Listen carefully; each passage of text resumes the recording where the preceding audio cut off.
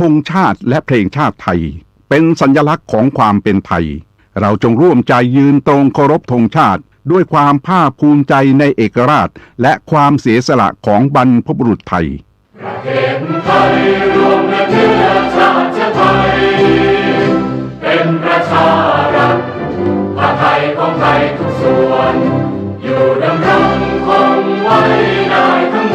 วลด้วยแค่ล้วนหมายรักษาพันธิตไทยนิรักสงบแต่ถึงรบไม่กล้าเอกราชจะไม่ให้ใครคุมขีสละเลือดทุกอย่างเป็นชาติทะเล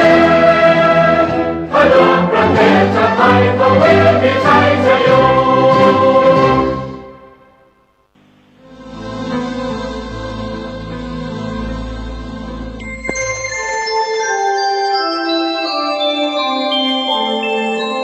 ขณะนี้ท่านกำลังฟังสถานีวิทยุกระจายเสียง FM 104.5 เมกะเฮิรตซ์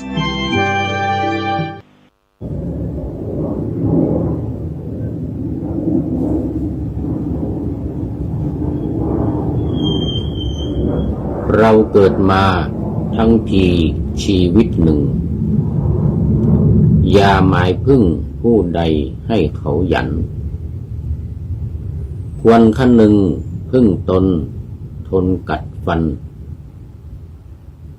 คิดบากบั่นตั้งหน้ามานะนำกะสิกิจพาณิชการงาน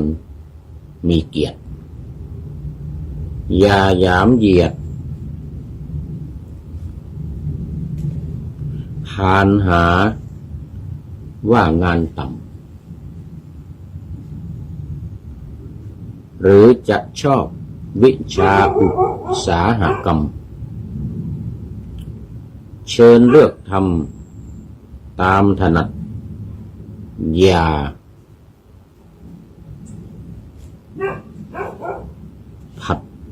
ผลัดวันเอาดวงใจเป็นทุนหนุนนำหน้าเอาปัญญาเป็นแรงมุ่งแข่งขันเอาความเพียรเป็นยานประสานกันผลจะบรรลุสู่ประตูชัยขอถวายความนอบน้อมแด่พระรัตนตรัยมีพระพุทธเจ้าเป็นต้นขอถวายความเคารพพระมหาเถระพระเถรานุเถระเจ้าคณะพระสังฆาธิการทั่วโลกมีพระเดชพระคุณพระธรรมเสนาบดีเจ้าคณะภาค7วัดพระธาตุดอยสุเทพเป็นต้นและขออำนวยพรแด่ท่านผู้ฟังท่านผู้ชมสาธุชนพุทธบริษัททั้งหลายวันนี้รายการพระไตรปิฎกลอยฟ้าก็ลอยมาจากวัดฝายหินตำบลสุเทพอำเภอเมืองจังหวัดเชียงใหม่มีพระครูสมุวิศวัตรวรกิจโจเป็นเจ้าอาวาสและเป็นผู้อำนวยการสถานีวิทยุเพื่อการศึกษาพระพุทธศาสนาและวัฒนธรรมของสสว.วัดฝายหินแห่งนี้ซึ่งนำรายการพระไตรปิฎกลอยฟ้านี้ออกอากาศด้วยในเวลา 8-9 นาฬิกาวันอาทิตย์ไปจนถึงวันศุกร์วันอาทิตย์ไปถึงวันศุกร์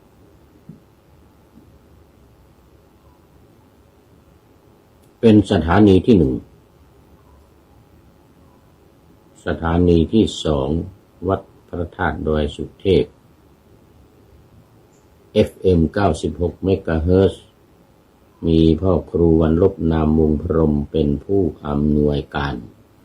อาจารย์พระมหาประสิทธิ์ประสานธิโกเป็นหัวหน้าสถานีและอาตมภาพพระครูปริยัติยานุศาสตร์เป็นผู้บรรยายเป็นประจำทุกวันเวลา5 ทุ่มถึงเที่ยงคืนดึกหน่อยเป็นรายการบุ้ยเป็นเพื่อนคนนอนดึก 3 สถานีวิทยุคลื่นสีขาวเพื่อชาวประชาวัดปากทางเจริญอำเภอดอยหล่อจังหวัดเชียงใหม่มีท่านพระครูอภิวัฒนวิกรมเจ้ารองเจ้าคณะอำเภอดอยหล่อวัดปากทางเจริญเป็นผู้อำนวยการมาบอกเวลา 8-9 นาฬิกาเหมือนกันวันก็เหมือนกัน4 สถานีวิทยุชุมชนคณะสงฆ์อำเภอฝางมีพระเดชพระคุณหลวงพ่อพระครูสุจิตตานุรักษ์หลวงพ่อเป็นเจ้าคณะอำเภอฝางจังหวัดเชียงใหม่เป็นผู้อำนวยการสถานีนำออกอากาศเวลาเดียวกันวันเดียวกัน 8-9 นาฬิกาสุดท้ายที่ 5 สถานีวิทยุมจร.วิทยาลัยสงฆ์นครลำปางมีอาจารย์จีรศักดิ์ปันลำเป็นผู้อำนวยการสถานี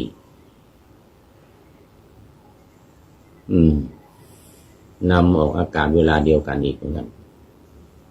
8-9 นาฬิกาตอนเช้าสำหรับวันนี้ก็บันทึกเสียงล่วงหน้า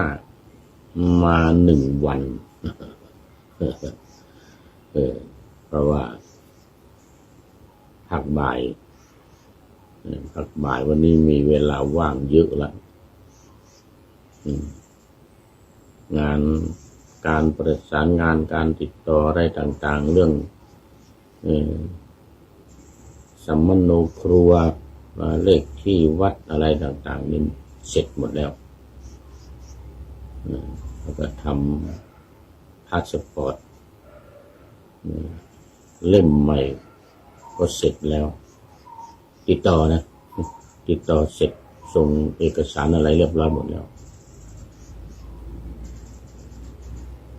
รอแต่เล่มตัวนี้รอแต่เล่มออกมาแล้วจึงจะไปทำวีซ่าที่ประเทศอินเดีย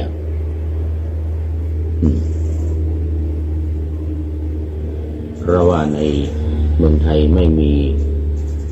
สถานทูตของประเทศ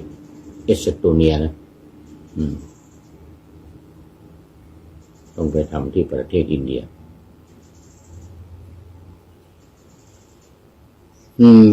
วันนี้ตอนบ่ายก็จึงมีเวลาว่าง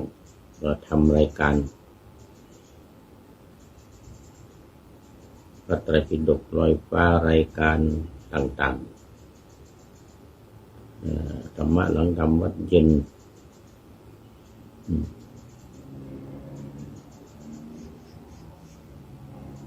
นาวาวังทองนี่นะ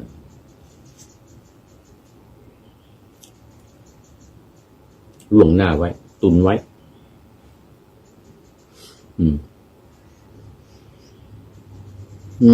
วันนี้ก็ยังอยู่ในเล่มที่25เหมือนเดิมยังไม่จบ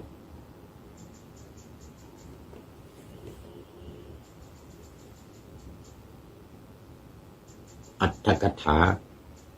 พระวินัยเพราะเล่ม25นี้กุฏกนิกายเล่มแรกของ พุทธกานิกายเนี่ยก็จะมีพวกอรรถกถาพระวินัยอรรถกถาธรรมพระธรรม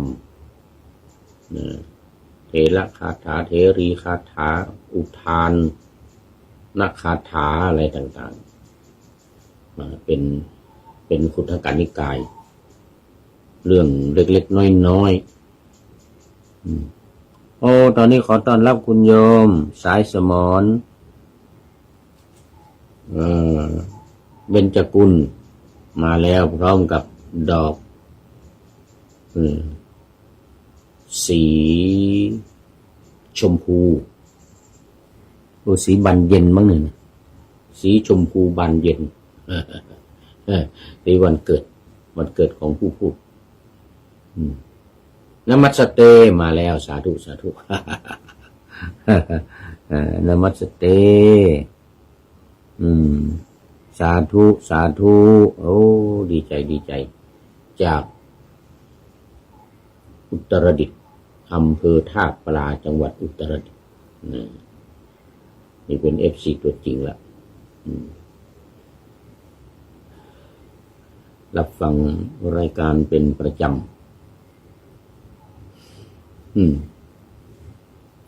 สำหรับวันนี้เป็นเรื่องพระราหุลกุมารพระราหุลเถระเป็นเถระแล้วพระราหุลเถระอยู่ในมหาขันธกวรรณนามหาขันธกวรรณนาตติยสมันตปาสาธิกาหนังสือเล่ม3 สามุญเล่ม3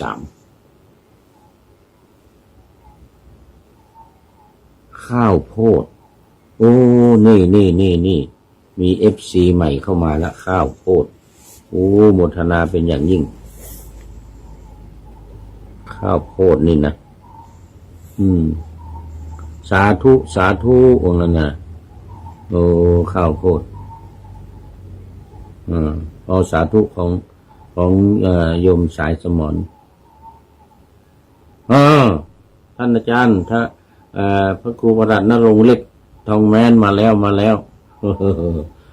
วันนี้เมื่อกี้นี่เห็นมีงานอะไรประกาศงานอะไรใหญ่โตเลยเททองหล่อพระพุทธรูปเหรอ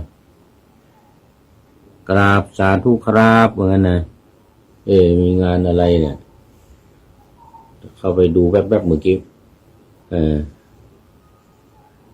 แล้วก็ต้อนรับพี่เนติแก้วเคนนะสาธุมาแล้วFC ตัวจริงจากกรุงเทพมหานครเขตราชบูรณะนู้นเนี่ยติดพระประแดงนู่นน่ะเขตจังหวัดสมุทรปราการ3 แยกพระประแดง3 แยกพระประแดงสาธุสาธุบอกว่านมัสการครับอาจารย์นู่นนะอาจารย์ณรงค์ฤทธิ์บอกว่ายกเสาเอกโรงพยาบาลพระมงคลเทพมุนีครับว่างั้นนะโอ้เสาเอกโรงพยาบาลหลวงพ่อมงคลเทพมุนีหลวงพ่อสดวัดปากน้ำเห็นกำลังเจริญพุทธมนต์เมื่อกี้เนี่ยเจริญพุทธมนต์ยกเสาเอกเนี่ยนะโอ้โรงพยาบาลดีมากโรงพยาบาลดีมากแต่เป็นอย่างนี้ถนนพุทธมณฑลสาย1ครับโอ้ถนนพุทธมณฑลคืออย่างนี้เมื่อวันก่อนนี้ไปคุยกันกับเจ้าหน้าที่โรงพยาบาลสงฆ์มหาราชนครเชียงใหม่บอกว่าโรงพยาบาลเนี่ยดีมากเลยโรงพยาบาลสงฆ์นี่นะโรงพยาบาลสงฆ์ทุกแห่งเพราะว่าเป็นที่ ดูแลพระ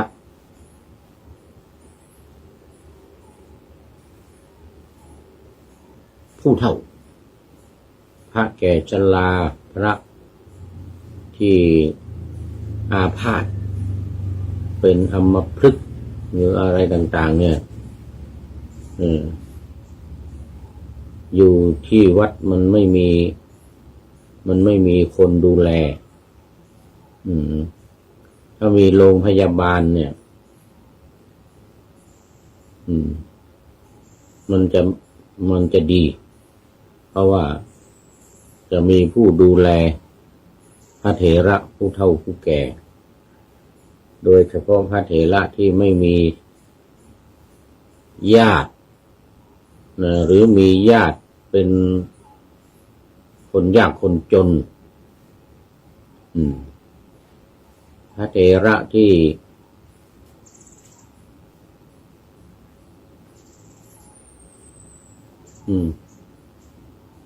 ไม่มีอุปถากไม่มีเณรอุปถากหรือพระคิลานุปถากพระคิลานุปถากเรียกว่าไม่มีคนดูแลเนี่ยโรงพยาบาลนี่ก็รับทำหน้าที่แต่ก็ไม่ค่อยสะดวกนักเพราะว่าพยาบาลทั้งบุรุษพยาบาลอะไรนี่ก็มีน้อยไม่เพียงพอโรงพยาบาลเนี่ยนะอันนั้นไปคุยกับโรงพยาบาลสงฆ์มหาราชนครเชียงใหม่เนี่ยคือความจริงแล้วอยากจะได้พระเนี่ยพระคิลานุปถากเนี่ยพระที่อุปถากพระเถระเนี่ยมากไว้ดูแลดูแลพระสงฆ์อาพาธผู้เฒ่าผู้แก่แม้แต่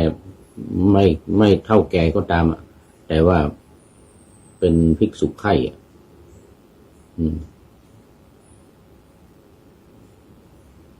แล้วก็อยากได้สถานที่เพิ่มเติมมากๆโรงพยาบาลเนี่ยน่าจะเป็นโรงพยาบาลอยู่ในวัดนะ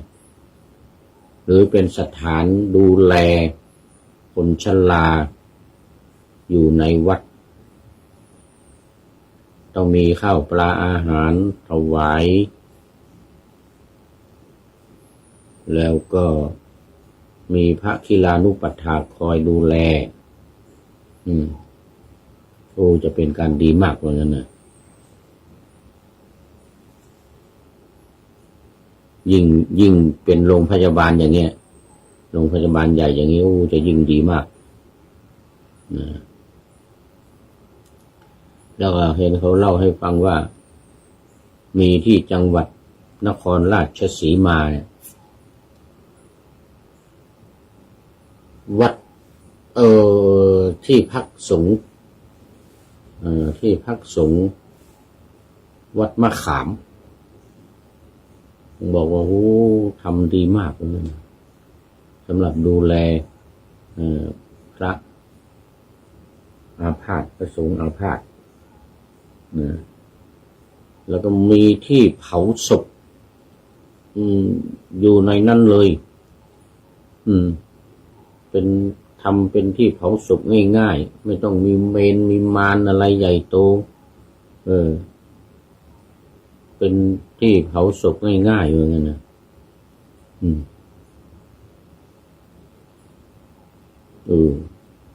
วัดวาอารามต่างๆนี่คนที่จะมีสถานที่ให้พักมีพระคิลานุปถากพระอุปถากสามเณรด้วยทั้งสามเณรและพระเนี่ยเป็นผู้อุปถากผู้ดูแลโอ้ดีมากท่านอาจารย์ท่านพระครูประหลัดณรงค์ฤทธิ์ยกเสาเอกแล้วเดี๋ยวนี้โรงพยาบาล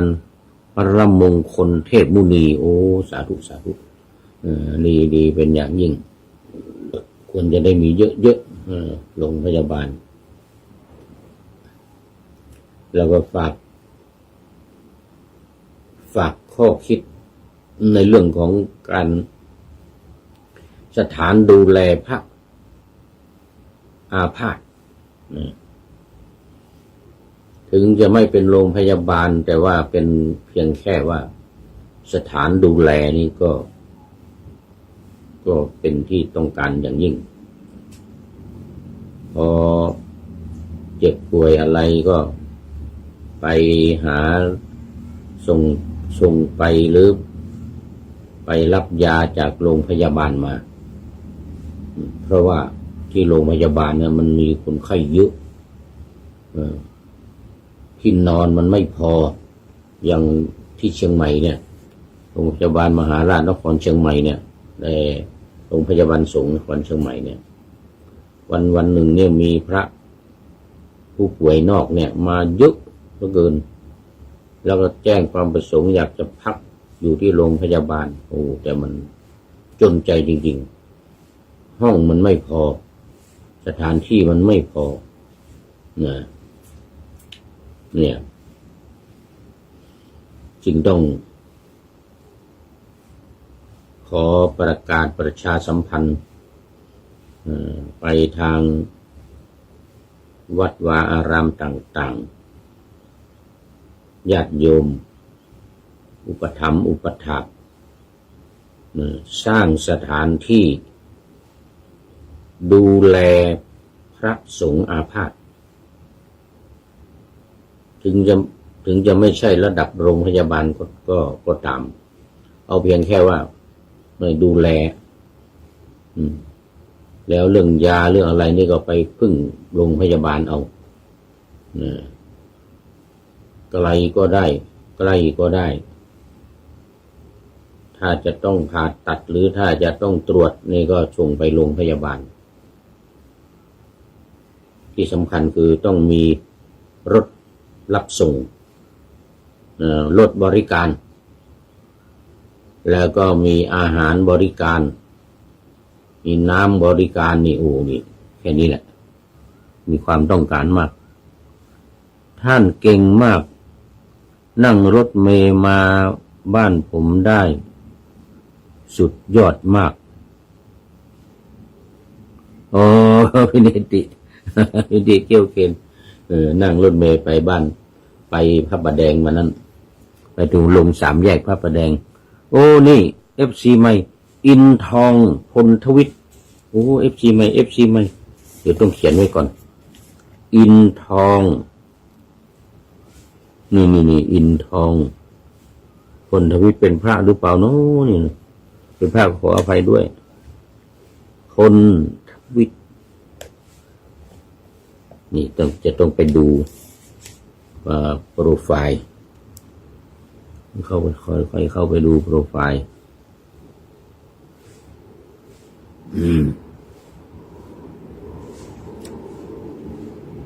นี่นะฝากความคิดไว้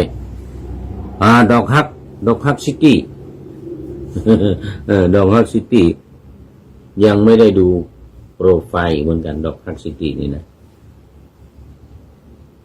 โอ้เป็นพระนี่โอ้สาธุครับผม เป็นพระดอกฮักซิตี้นี่เป็นพระเข้ามาแล้ววันนี้ยังไม่ได้เข้าเนื้อหาสาระยังไม่ได้เข้าเนื้อหาสาระ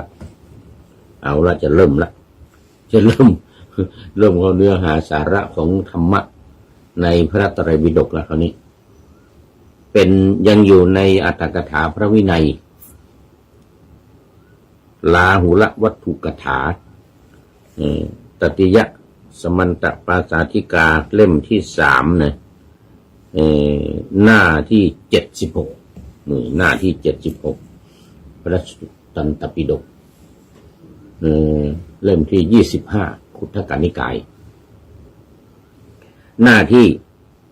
76เมื่อวานนี้ก็มาถึงตอนที่พระเทวี คือพระนางพิมพาหรือว่าพระนางยโสธรานะยโสธราพิมพาทุติยะอะไรเขาเรียกทุติยิกาภรรยาเก่าของพระพุทธเจ้าสมัยที่ยังไม่ออกบวชก็มีพระนางยโสธราพิมพานี่ก็เป็นภรรยาเขาเรียกเป็นอะไรมเหสี เป็นภรรยาเก่าของพระพุทธเจ้าไปทูลพระเจ้าสุโธทนะว่าตอนนี้พระลูกเจ้าว่างั้นนะเรียกพระพุทธเจ้าว่าพระลูกเจ้ากำลังออกเดินบิณฑบาตว่างั้นนะพระลูกเจ้าของฝ่าพระบาทพระลูกเจ้าของฝ่าพระบาทเสด็จเที่ยวบิณฑบาตว่างั้นนะหมดเวลาไปเมื่อวานนี้นะหมดเวลาไปวันนี้เรามาต่อพระราชาทรงสดับข่าวนั้นทรงสลดพระหฤทัยโอ้โหเศร้าโศกเสียใจมากพระเจ้าสุโธทนะนี่นะโอ้ตกอกตกใจหน้ามืดเลยหน้ามืดแต่พอได้รับทราบเลยสะดุ้งตกใจหน้ามืดเลยโอ้พระพุทธเจ้าไปบิณฑบาตนี่นะพลางทรงจัดพระภูษาให้รัดกุมด้วยพระหัตถ์เนี่ยพระผมมันยาวก็เอามือนี่แหละไม่ต้องอะไรหรอกหมดรีบเนี่ยทรงพระรีบ รีบด่วนเสด็จออกไปโดยเร็วว่างั้นนะประทับเบื้องพระพักตร์ของพระผู้มีพระภาคทูลว่าก็คืออยู่หน้าของพระพุทธเจ้าเนี่ยมาทูลว่าพระเจ้าข้าทำไมจึงทรงยังหม่อมฉันให้ได้อายเล่าว่างั้นนะอับอายพระเจ้าแผ่นดินลูกพระเจ้าแผ่นดินออกไปขอทานไปบิณฑบาตนี่คือการไปขอนะเอาว่าภิกขุเนี่ยภิกษุนี่แปลว่าขอแปลว่าขอนี่โอ้พี่เนติรู้ดีเป็นมหาปรริญญาเนี่ยนี่ที่เป็นมหาปรริญญา5 ประโยค บินดาแปลว่าก้อนข้าวปาตะแปลว่าตกลงคือถือภาชนะไปในนี้ใช้คำน่าเกลียดนะว่ากระเบื้องเลยนะถือกระเบื้องไปปาตะแปลว่ายังก้อนข้าวให้ตกลงบินดาปาตะเนี่ยบินดาปาตะแปลว่ายังก้อนข้าวให้ตกลงคือให้ก้อนข้าวเนี่ยตกลงในภาชนะของตัวเองเพราะนั้นภาชนะนั้นปัจจุบันนี้เราเรียกกันว่าบาตรเราเรียกกันว่าบาตรเพราะอะไรเพราะว่ามันเป็นสิ่งที่ทำให้ก้อนข้าวนี้ตกลงตกลงอยู่ในบาตรนั้นตกลงอยู่ในภาชนะนั้นไม่ว่าจะเป็นภาชนะดินภาชนะเหล็กหรือไม้ก็ตามมีดินมีเหล็กมีไม้นี่แหละ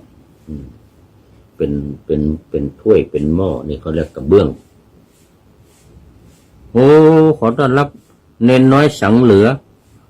วัดป่าแดงมหาวิหารกราบไหว้สาครับหลวงปู่ครับผมกราบไหว้สาครับหลวงปู่ครับผมนี่วัดเนนน้อยสังเหลือวัดป่าแดงมหาวิหารเมื่อกี้นี่ผมก็ดูได้ดูโปรไฟล์เฟซของพระเดชพระคุณหลวงพ่อพระครูโคสิตปริยัติยาภรณ์นะได้ดูโปรไฟล์อยู่ของหลวงพ่อ ว่าเจ้าคณะตำบล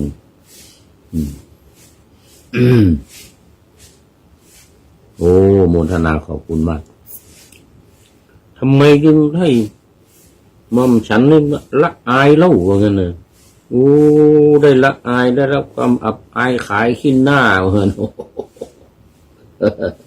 พระองค์เสด็จเที่ยวบิณฑบาตเพื่อประโยชน์อะไรว่างั้นนะพระองค์นี่ได้เป็นผู้มีความสำคัญว่าภิกษุมีประมาณเท่านี้เนี่ยไม่อาจได้ภัตตาหารหรือว่างั้นนะที่สำนักพระราชวังเนี่ยหัวหน้าชาวนาเนี่ยว่างั้นนะหัวหน้าชาวนาเนี่ยไปไถนาทุกปีเนี่ยที่ทำนากันนั่นน่ะเป็นลูกน้องทั้งนั้นวันนั้นน่ะข้าวเยอะแยะอะไรใช่ปะขอทานทำไมวะงั้นนะถือกระเบื้องมาขอทานนี่ยังไงวะงั้นน่ะคิดว่าเลี้ยงไม่ได้หรืออะไรทำนองนี้นะคิดว่าเนี่ยนะพระแค่20,000เนี่ยจะเลี้ยงไม่ได้เลยวันนั้นข้าวเราเยอะแยะไปวะงั้นนะพระผู้มีพระภาคตรัสว่ามหาบพิตรการเที่ยวบิณฑบาตนี้เป็นจารีตสำหรับวงของอาตมภาพเมื่อนั้นสำหรับเป็นวงของอาตมภาพนะพุทธเจ้าตรัสพระราชาทูลถามว่าพระเจ้าข้าขึ้นชื่อว่ามหาสมมุติขัตติยวงศ์เป็นวงของพวกเราไม่ใช่หรือก็แลในขัตติยวงศ์นั้นแม้กษัตริย์องค์หนึ่งชื่อว่าผู้เที่ยวภิกษาย่อมไม่มีไปเที่ยวขออาหารขอข้าวภิกษาแปลว่าอาหารแต่ว่าข้าวย่อมไม่มีเพราะงั้นในราชวงศ์ของหม่อมฉันเนี่ยไม่มีทำไมพระองค์มาทำขายขี้หน้าขี้ตาอย่างนี้พระผู้มีพระภาคตรัสสนองว่ามหาบพิตรชื่อว่าราชวงศ์เป็นวงของมหาบพิตรแต่ขึ้นชื่อว่าพุทธวงศ์เนี่ยเป็นวงของอาตมาภาพพระพุทธเจ้าทุกพระองค์เที่ยวได้เป็นผู้เสด็จเที่ยวบิณฑบาตดังนี้คงประทับยืนในท้องถนนเที่ยวได้ตรัสพระคาถานี้ว่าอยู่บนท้องถนนพระเจ้าสุโธทนะมากราบทูลพุทธองค์อยู่ประทับอยู่บนถนนตรัสว่า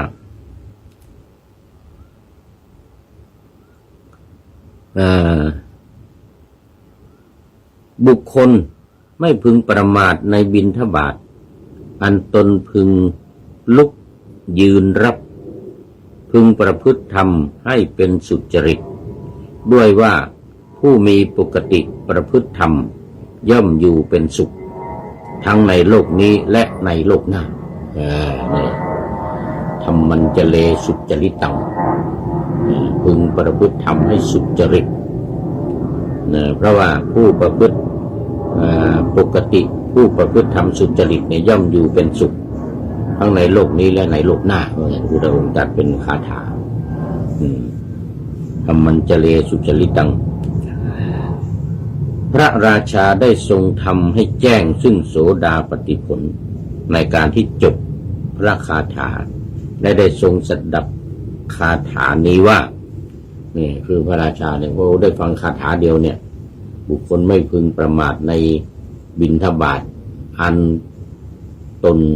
พึงลุกขึ้นยืนรับไม่พึงประมาทพึงประพฤติธรรมให้เป็นสุจริตด้วยว่าผู้มีปกติประพฤติธรรมย่อมอยู่เป็นสุขในโลกนี้และในโลกหน้าปรากฏว่าได้เป็นพระโสดาบันพระเจ้าสุโธทนะตั้งอยู่ในโสดาบันแล้วได้ฟังธรรมอีกว่าบุคคลพึงประพฤติธรรมให้สุจริตให้เป็นสุจริตไม่พึงประพฤติธรรมนั้นให้เป็นทุจริต ไม่ให้เป็นทุจริตด้วยว่าผู้ประพฤติธรรมย่อมอยู่เป็นสุขทั้งในโลกนี้และในโลกหน้าดังนี้แล้วทรงประดิษฐานในสกทาคามิผลพระเจ้าสุโธทนะพอได้ฟังคาถาที่สองนี่เป็นอนาคามีเป็นพระสกทาคามิผลเลยสกทาคามิผลได้ทรงสดับธรรมปาลชาดกแล้วทรงประดิษฐานในอนาคามิผลนี่พุทธองค์ตรัสธรรมปาลชาดกอีกนะธรรมปาลชาดกนี่อยู่ในนู่นอยู่ในคุถกามิกายนี่กันแต่ว่าเป็นชาดกทัศกนิบาตทัศกนิบาตเล่มหน้าที่27เล่มที่27หน้าที่288หน้าที่288อันนี้ต้องไปดูในทัศกนิบาตนะคุถกานิกายนี่แหละเนี่ยในคุถกานิกายนี่เล่มที่27หน้าที่288ต้องไปดูในทัศกนิบาตเล่มที่27อันนี้เล่มที่25 26 27เดี๋ยววันหลังไปดูเดิมเอามาอ่าน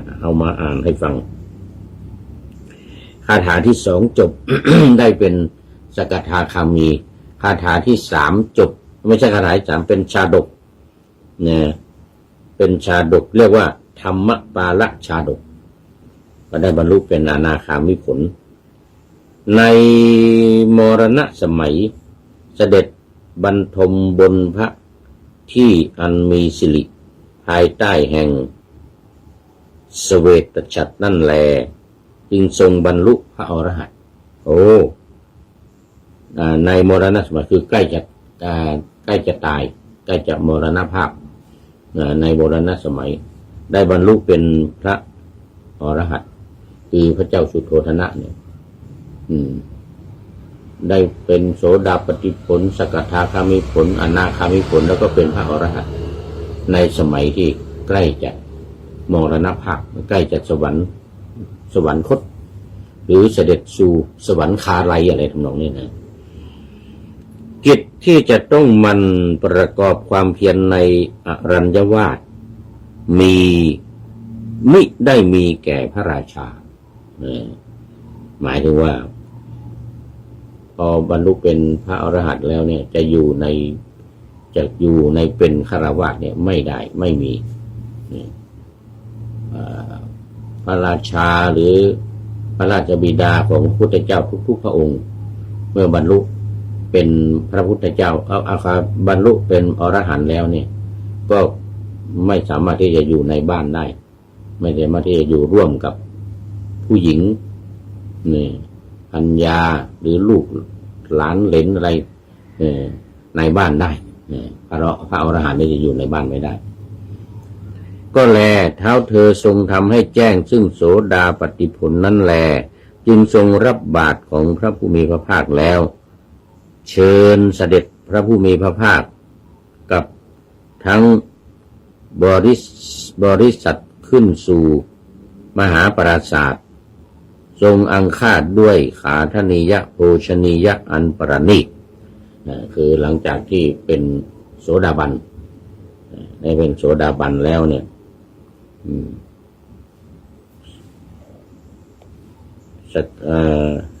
ฟังคาถาที่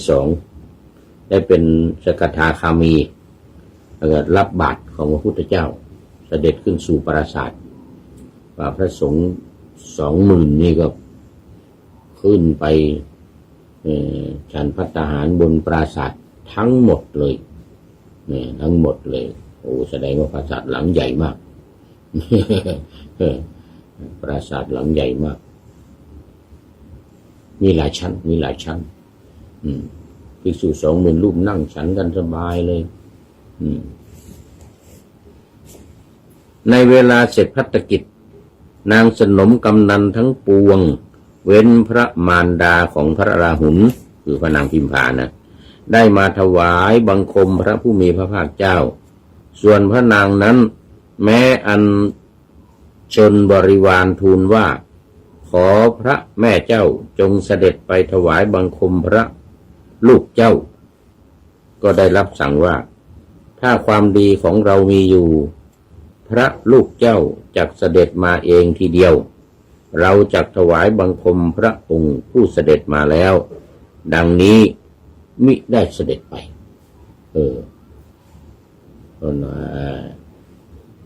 ทั้งหลายก็ไปทูลว่าขอไปเฝ้าพระผู้มีพระภาคเจ้าเถิดแต่พระนางพิมพาแม่ของพระราหุลเนี่ยเมื่อกี้เนี่ยที่ไปบอกที่ไปบอกพระราชาเนี่ยนะที่ไปทูลพระราชาเนี่ยว่าพระพุทธเจ้ากำลังเสด็จเดินบิณฑบาตเนี่ยนะไม่ยอมไปแล้วก็ตรัสว่าถ้าความดีของถ้าความดีของเรามีอยู่พระลูกเจ้าหมายถึงพระพุทธเจ้านะพระลูกเจ้าจักเสด็จมาเองทีเดียวนะเราจักถวายบังคมพระองค์ผู้เสด็จมาแล้วเท่านั้นถ้าไม่มาไม่ถวายว่างั้นนะไม่มาไม่กราบไม่ไหว้ไม่ถวาย ลีลาลีลาดีเนี่ยพระพุทธเจ้าทรงทราบแล้วพระพุทธเจ้าทรงทราบแล้วพระผู้มีพระภาคทรงยังพระราชาให้ถือบาตรแล้วพร้อมด้วยอัครสาวกทั้งสองคือโมคคัลลากับสารีบุตรเนี่ยนะเสด็จไปสู่ห้องอันมีสิริของพระราชธิดาตรัสว่าพระราชธิดาจงไหว้ตามชอบใจอย่าพึงว่ากล่าวอย่างไรเลยนะคือพระพุทธเจ้าเนี่ยให้พระราชาถือบาตรแล้วก็ไปห้องของพระนางสิริพระห้องของพระนางยโสธราเนี่ยนะแม่ของพระมารดาของพระราหุลเนี่ยพระพุทธองค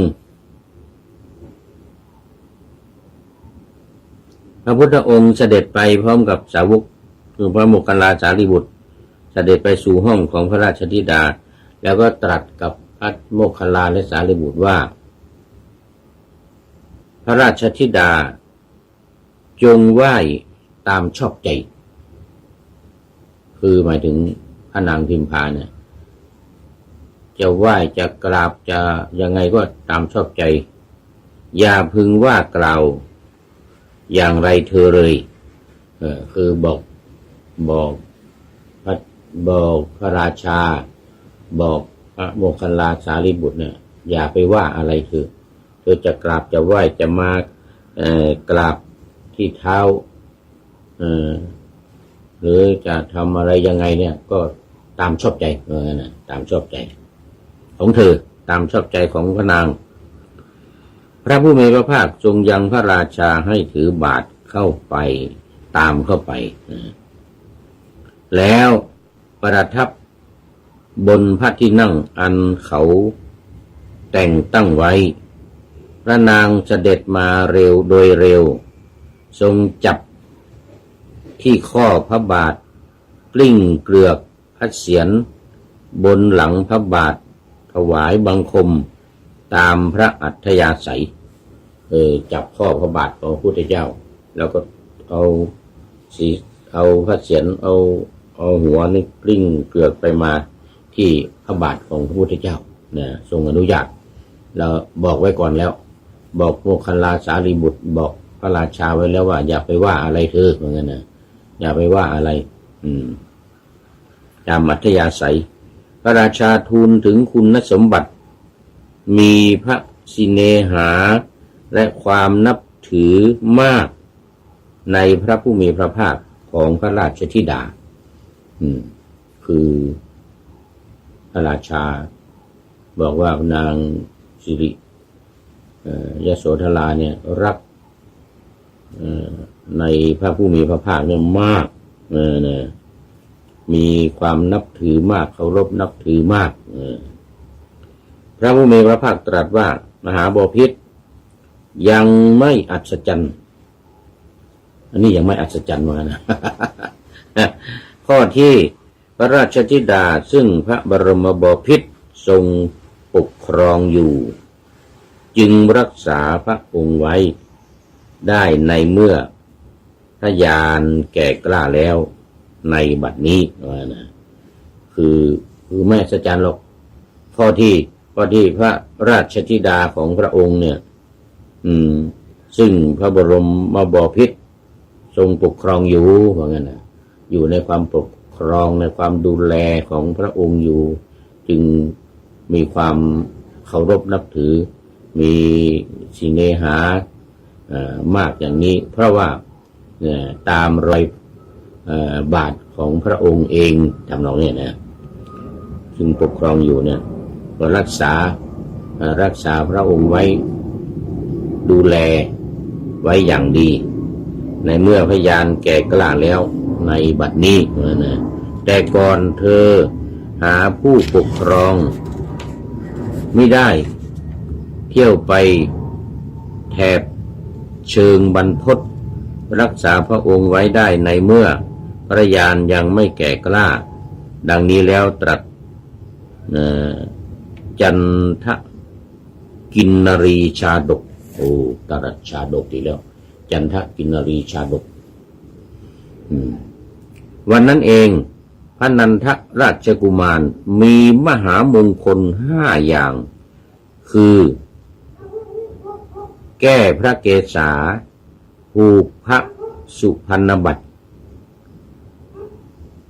คระมงคลอาวาหะมงคลฉัตตมงคลพระนันทราชกุมารนันทราชกุมารนี่ก็เป็น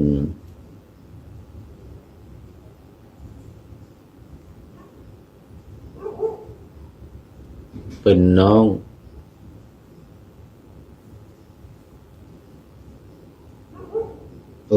เป็นลูกของเป็นหลานนี่เป็นลูกของนันทะนี่เป็นลูกของอมิตโตธนะเดี๋ยวโทโตธนะอมิตโตธนะโทอมิตโตธนะเป็นน้องของพระพุทธเจ้าแล้วนันทะนี่เป็นราชโอรสเป็นบุตรเป็นลูกของเจ้าโทโตธนะ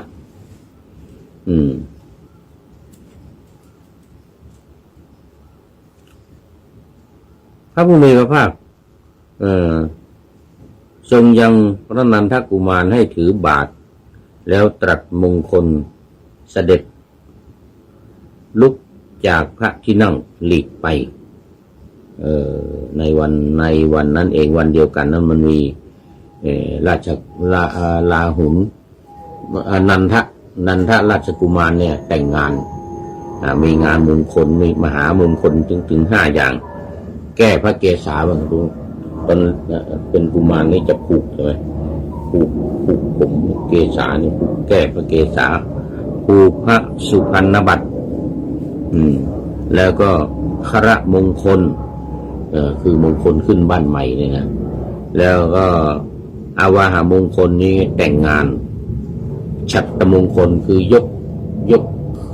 ขึ้นยกฉัตรขึ้นว่าเป็นกษัตริย์เป็นรัชทายาทเป็นรัชทายาทซึ่งจะเป็นกษัตริย์ต่อไปนันทกุมารเนี่ยนันทราชกุมารเนี่ยแล้วก็มีอาวามหามงคลก็คือแต่งงานด้วยมีนางชนะปทกัลยาณีเจ้าสาวมีเจ้าสาวด้วยเสร็จแล้วฉันภัตตาหารเสร็จแล้วก็ให้นันทราชกุมารเนี่ยถือบาตรถือบาตรของพระพุทธเจ้าเนี่ยนะแล้วก็ตรัสมงคลให้เสด็จลุกจากพระที่นั่งหลีกไปครั้งนั้นนางชนะปทกัลยาณีเห็นพระกุมารกำลังเสด็จไป จึงทูลว่าข้าแต่พระลูกเจ้าพระองค์รีบเร่งเสด็จกลับมาเหมือนกันนะคือเจ้าสาวของนันทราชกุมารเจ้าสาวของนันทราชกุมารก็ให้รีบเสด็จกลับมาเหมือนกันเจ้าสาวเป็นห่วงกลัวว่าจะไม่กลับมาแล้วชะเง้อคอแลดูเจ้าสาวชะเง้อคอแลดู แม้พระนันทกุมารนั้นเมื่อไม่อาจทูลพระผู้มีพระภาคว่าขอพระองค์ทรงรับบาตรเถิดจึงต้องเสด็จไปถึงวัดที่อยู่ทีเดียว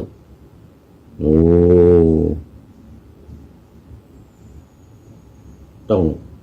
อุ้มบาตรแล้วก็ตามพระพุทธเจ้าไปไม่สามารถหรือไม่กล้าพูดว่าโอ้ขอพระองค์รับบาตรถือไปเองด้วยผมจะกลับแล้วอย่างนั้นไม่พูดไม่ได้ไม่กล้าพูดถือบาตรตามเสด็จพระผู้มีพระภาคไปถึงวัดเลยทีเดียวอันนี้นันทกุมารนะนันทราชกุมารพระผู้มีพระภาคทรงยังพระนันทกุมารนั้นผู้ไม่ทรงปรารถนาเลยให้ผนวดให้ราชกุมารไม่อยากจะบวชไม่ปรารถนาที่จะบวชนั้นให้บวชพระผู้มีพระภาคเสด็จมาสู่กบิลบุรียังพระนันทกุมารให้ผนวดในวันที่2ด้วยประการฉนี้คือให้นันทกุมารนั้นบวชในวันที่2คือวันที่ไปบิณฑบาตไปฉันเสร็จเรียบร้อยแล้ววันมีอาวาหะมงคลที่แต่งงานของนันทกุมาร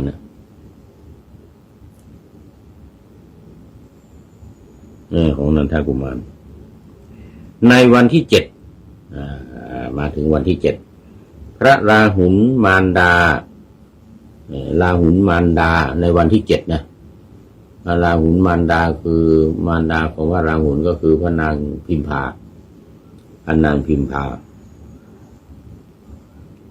ทรงแต่งพระกุมารทรงไปสู่สำนักพระผู้มีพระภาคด้วยรับสั่งว่าพ่อเอ๋ยเจ้าจงเป็นเจ้าจงเห็นสมณะนั้นนะบอกราชกุมารบอกราหุลบอกพระราหุลเอาละคราวนี้เรื่องของพระราหุลกำลังจะมาเริ่มตอนนี้เด้อราหุลกุมารนี่นะเนี่ยราหุลวัตถุกถานี่นะผู้มีผิวพรรณดั่งทองคำเหมือนนะมีพระรูปพรรณดั่งพรหมมีสมณะ 20,000 แวดล้อมพระสมณะนี้เป็นพระบิดาของเจ้าพระสมณะนั้นได้มีขุมทรัพย์ใหญ่จำเดิมแต่เวลาที่ท่านเสด็จออกไปแม่มิได้เห็นไปเถิดเจ้าจงทูลขอเป็นทายาทกับท่านว่าข้าแด่พระบิดาเจ้าหม่อมฉันเป็นกุมารจักยกฉัตรแล้วเป็นพระเจ้าจักรพรรดิจักยกฉัตรแล้วเป็นพระเจ้าจักรพรรดิหม่อมฉันต้องการทรัพย์โปรดประทานทรัพย์แก่หม่อมฉันเถิดเพราะว่าบุตรย่อมเป็นเจ้าของทรัพย์ของบิดานะนางพิมพาบอกให้ลูกบอกให้ราชกุมารบอกให้ราหุลนะบอกให้ราหุลนะบอกว่าให้ไปหาเนี่ยองค์นั้นเป็นพ่อของเจ้านะองค์นั้นเป็นพ่อนะแล้วก็มีทรัพย์มากกว่านั้นมีขุมทรัพย์อยู่ข้างหลังด้วยนะเพราะตอนนี้พระพุทธเจ้าประสูตินะมีขุมทรัพย์เกิดขึ้นมาด้วยนะขุมทรัพย์นี่เป็นของพระพุทธเจ้าอย่างเดียวนะไม่สำหรับคนอื่นเป็นของพระพุทธเจ้าอย่างเดียวมีขุมทรัพย์ มีม้ากันทกะมีนางพิมพาเนี่ยพระนางพิมพาเนี่ยนะมารดาราหุลมารดาของพระราหุลเนี่ยนะพิมพาขุมทรัพย์แล้วก็กาลุทายีอมาตย์กาลุทายีอมาตย์ที่ไปบวชนะที่ไปบวชแล้วพาพระพุทธเจ้ากลับมานะกาลุทายีอมาตย์ขุมทรัพย์มี7อย่างนะเดี๋ยวกันไอ้สหชาติแล้วก็นายชนะที่เลี้ยงม้าที่จูงพระพุทธเจ้าออกบวชแล้วก็มีอะไรอีก2 อย่างเนี่ยลืมไปแล้วเนี่ย อีก2 อย่างลืมไปแล้วให้ไปให้ราชกุมารเนี่ยแต่งราชกุมารนี่ให้ไปแต่พอดีหมดเวลาวันนี้ยังไม่ทันไปเอาไว้แค่นี้ก่อนดูไปดูมาเวลาหมดกำลังบอกแต่งองค์ทรงเครื่องให้ราชกุมารเนี่ยไปขอทรัพย์สมบัติจากพระพุทธเจ้า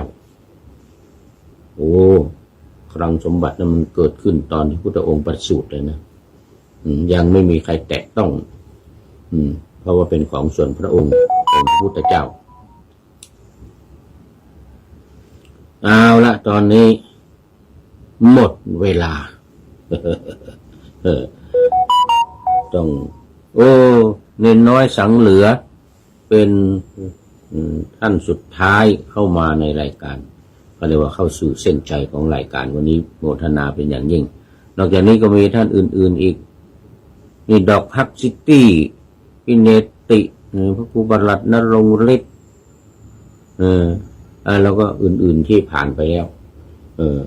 โมทนาขอบคุณเป็นอย่างยิ่งดูข้อคิดท้ายรายการวันนี้โอ้โหยาวเหยียดเลยจากผู้ใช้นามปากกาคุณสุดาเหมือนกันนะสุดา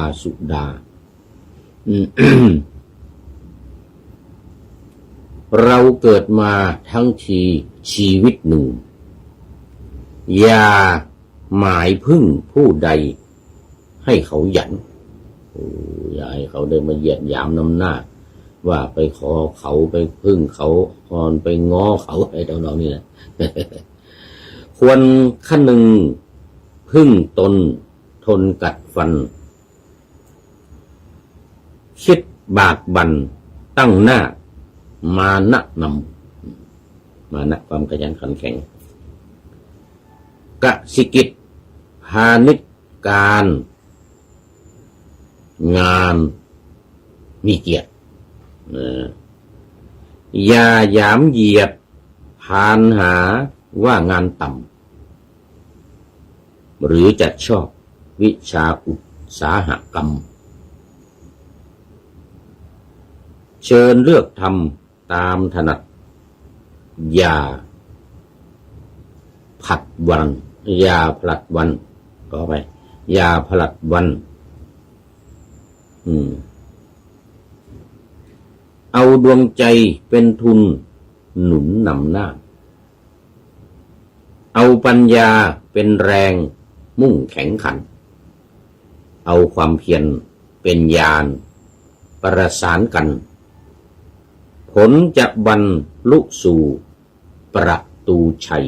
โอ้โหนี่โมทนาขอบคุณคุณนามปากกาว่าสุดา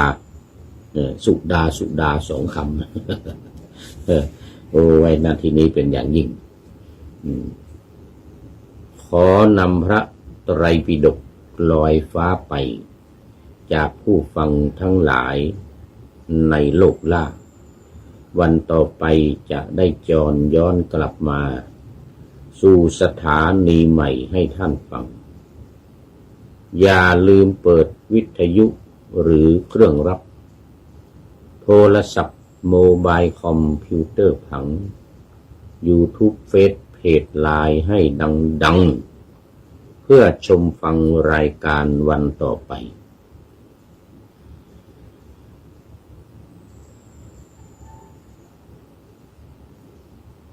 เพื่อชมฟังรายการวันต่อไป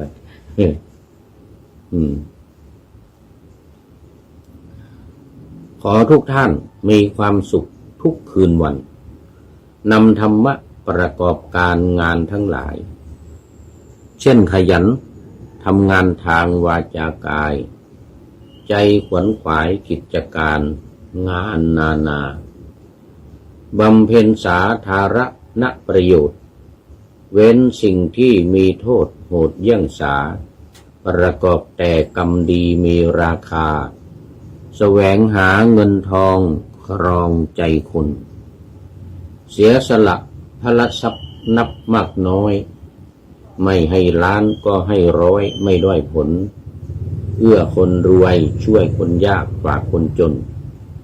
ให้ทุกคนเท่ากันมาตรฐานเดียวขอเจริญพร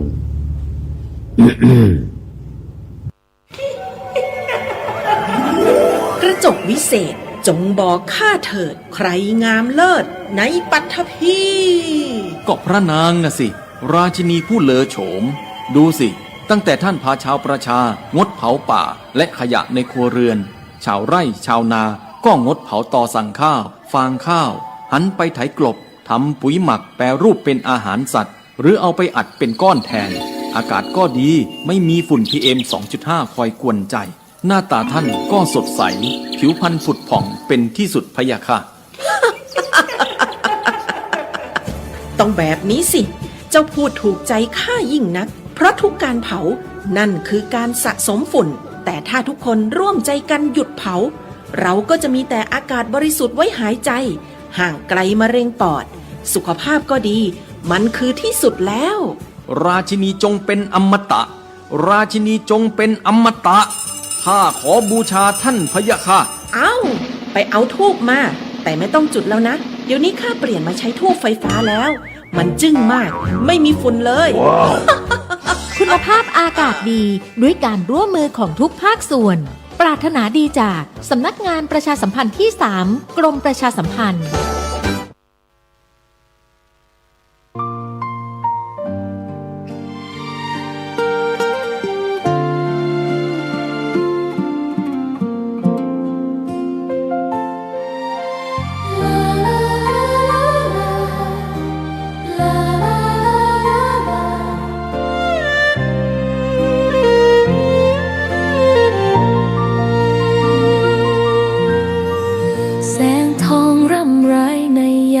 อุตสา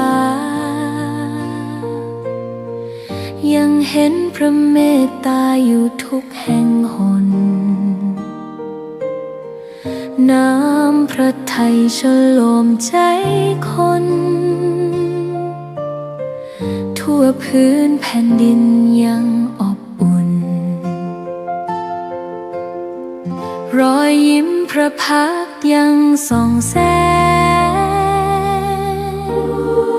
ในดวงใจไทยไม่ลืมเสียงสายลมแผ่วเบาเหมือนเอ่ยคำปลอบว่าพระองค์ยังอยู่ใกล้ขอกราบแทบบาทด้วยรักนิรันดร์น้ำตาหลั่งพลันจากใจคนไทยแม้เสด็จสู่ฟ้าไกลแต่พระหฤทัยอยู่ในแผ่นดินนี้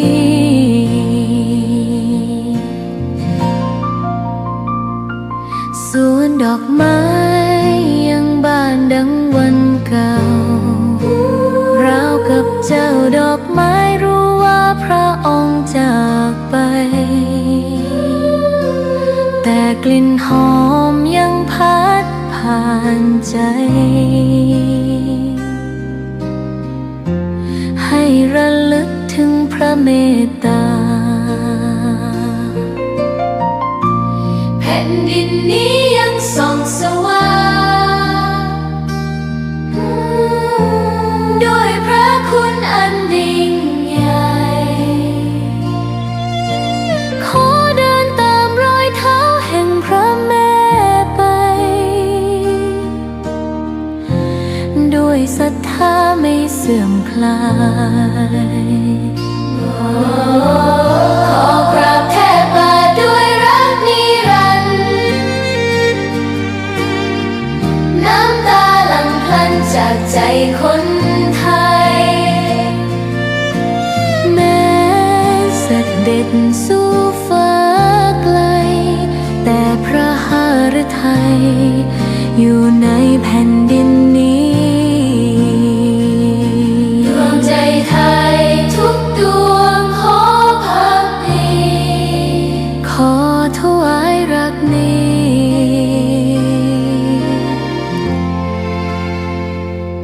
นิรันดร์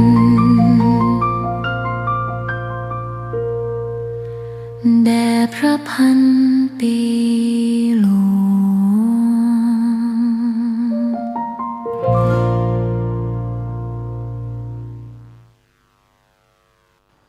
ซีดีธรรมบรรยายชุดตามพระใหม่ไปเรียนธรรมโดยพระพรหมคุณาภรณ์ปอ.ประยุตโตวัดยานเวศกวันตำบลบางกระทึกอำเภอสามพรานจังหวัดนครปฐมบรรยายแก่พระนวกะรุ่นพรรษา 2539 ตอนที่ 53 เรื่องถ้ารู้คุณค่าของศีล 8 ถูกต้องแล้วจะรักษาอุโบสถแบบไหนๆก็เลือกได้อย่างสมเป็นพุทธชนเรื่องอุโบสถยังพูดกันต่ออีกสักหน่อยที่วันนั้นท่านสุรเดชหรือใครถามที่ว่าสมัยปัจจุบันนี้หยุดงานเสาร์อาทิตย์ไม่ตรงกับวันอุโบสถวันพระใช่ไหมฮะก็นั่นสิก็หมายถึงคฤหัสถ์สิหมายถึงคฤหัสถ์มันเป็นอุโบสถของคฤหัสถ์แล้วก็จะทำยังไงอันนี้ก็เป็นเรื่องที่น่าสนใจก็เลยเอาเรื่องนี้มาพูดต่ออีกคือที่จริงนั้นอุโบสถเนี่ยเป็นเรื่องของกิจกรรมแล้วก็ต่อมาก็มาเรียกชื่อวันด้วยเป็นวันอุโบสถเพราะว่าวันนั้นเป็นวันที่ทำกิจกรรมอุโบสถนี้แต่เดิมทีเดียวอุโบสถซึ่งเป็นกิจกรรมนั้นเรื่องวันเวลาเนี่ยก็ไม่ได้เด็ดขาดลงไปตั้งแต่โบราณนะนี่ต่อมาเมื่อถือลงตัวเข้าก็เลยกำหนดว่ากิจกรรมนี้เนี่ยทำในวันนั้นก็เลยเรียกวันนั้นเป็นวันอุโบสถอัตถกถาท่านเล่าไว้ถึงว่าในยุคก่อนพุทธกาลโน้นอย่างเรื่องในชาดกเนี่ยก็จะมีว่าคนเข้าจำอยู่อุโบสถจำอุโบสถก็คือว่า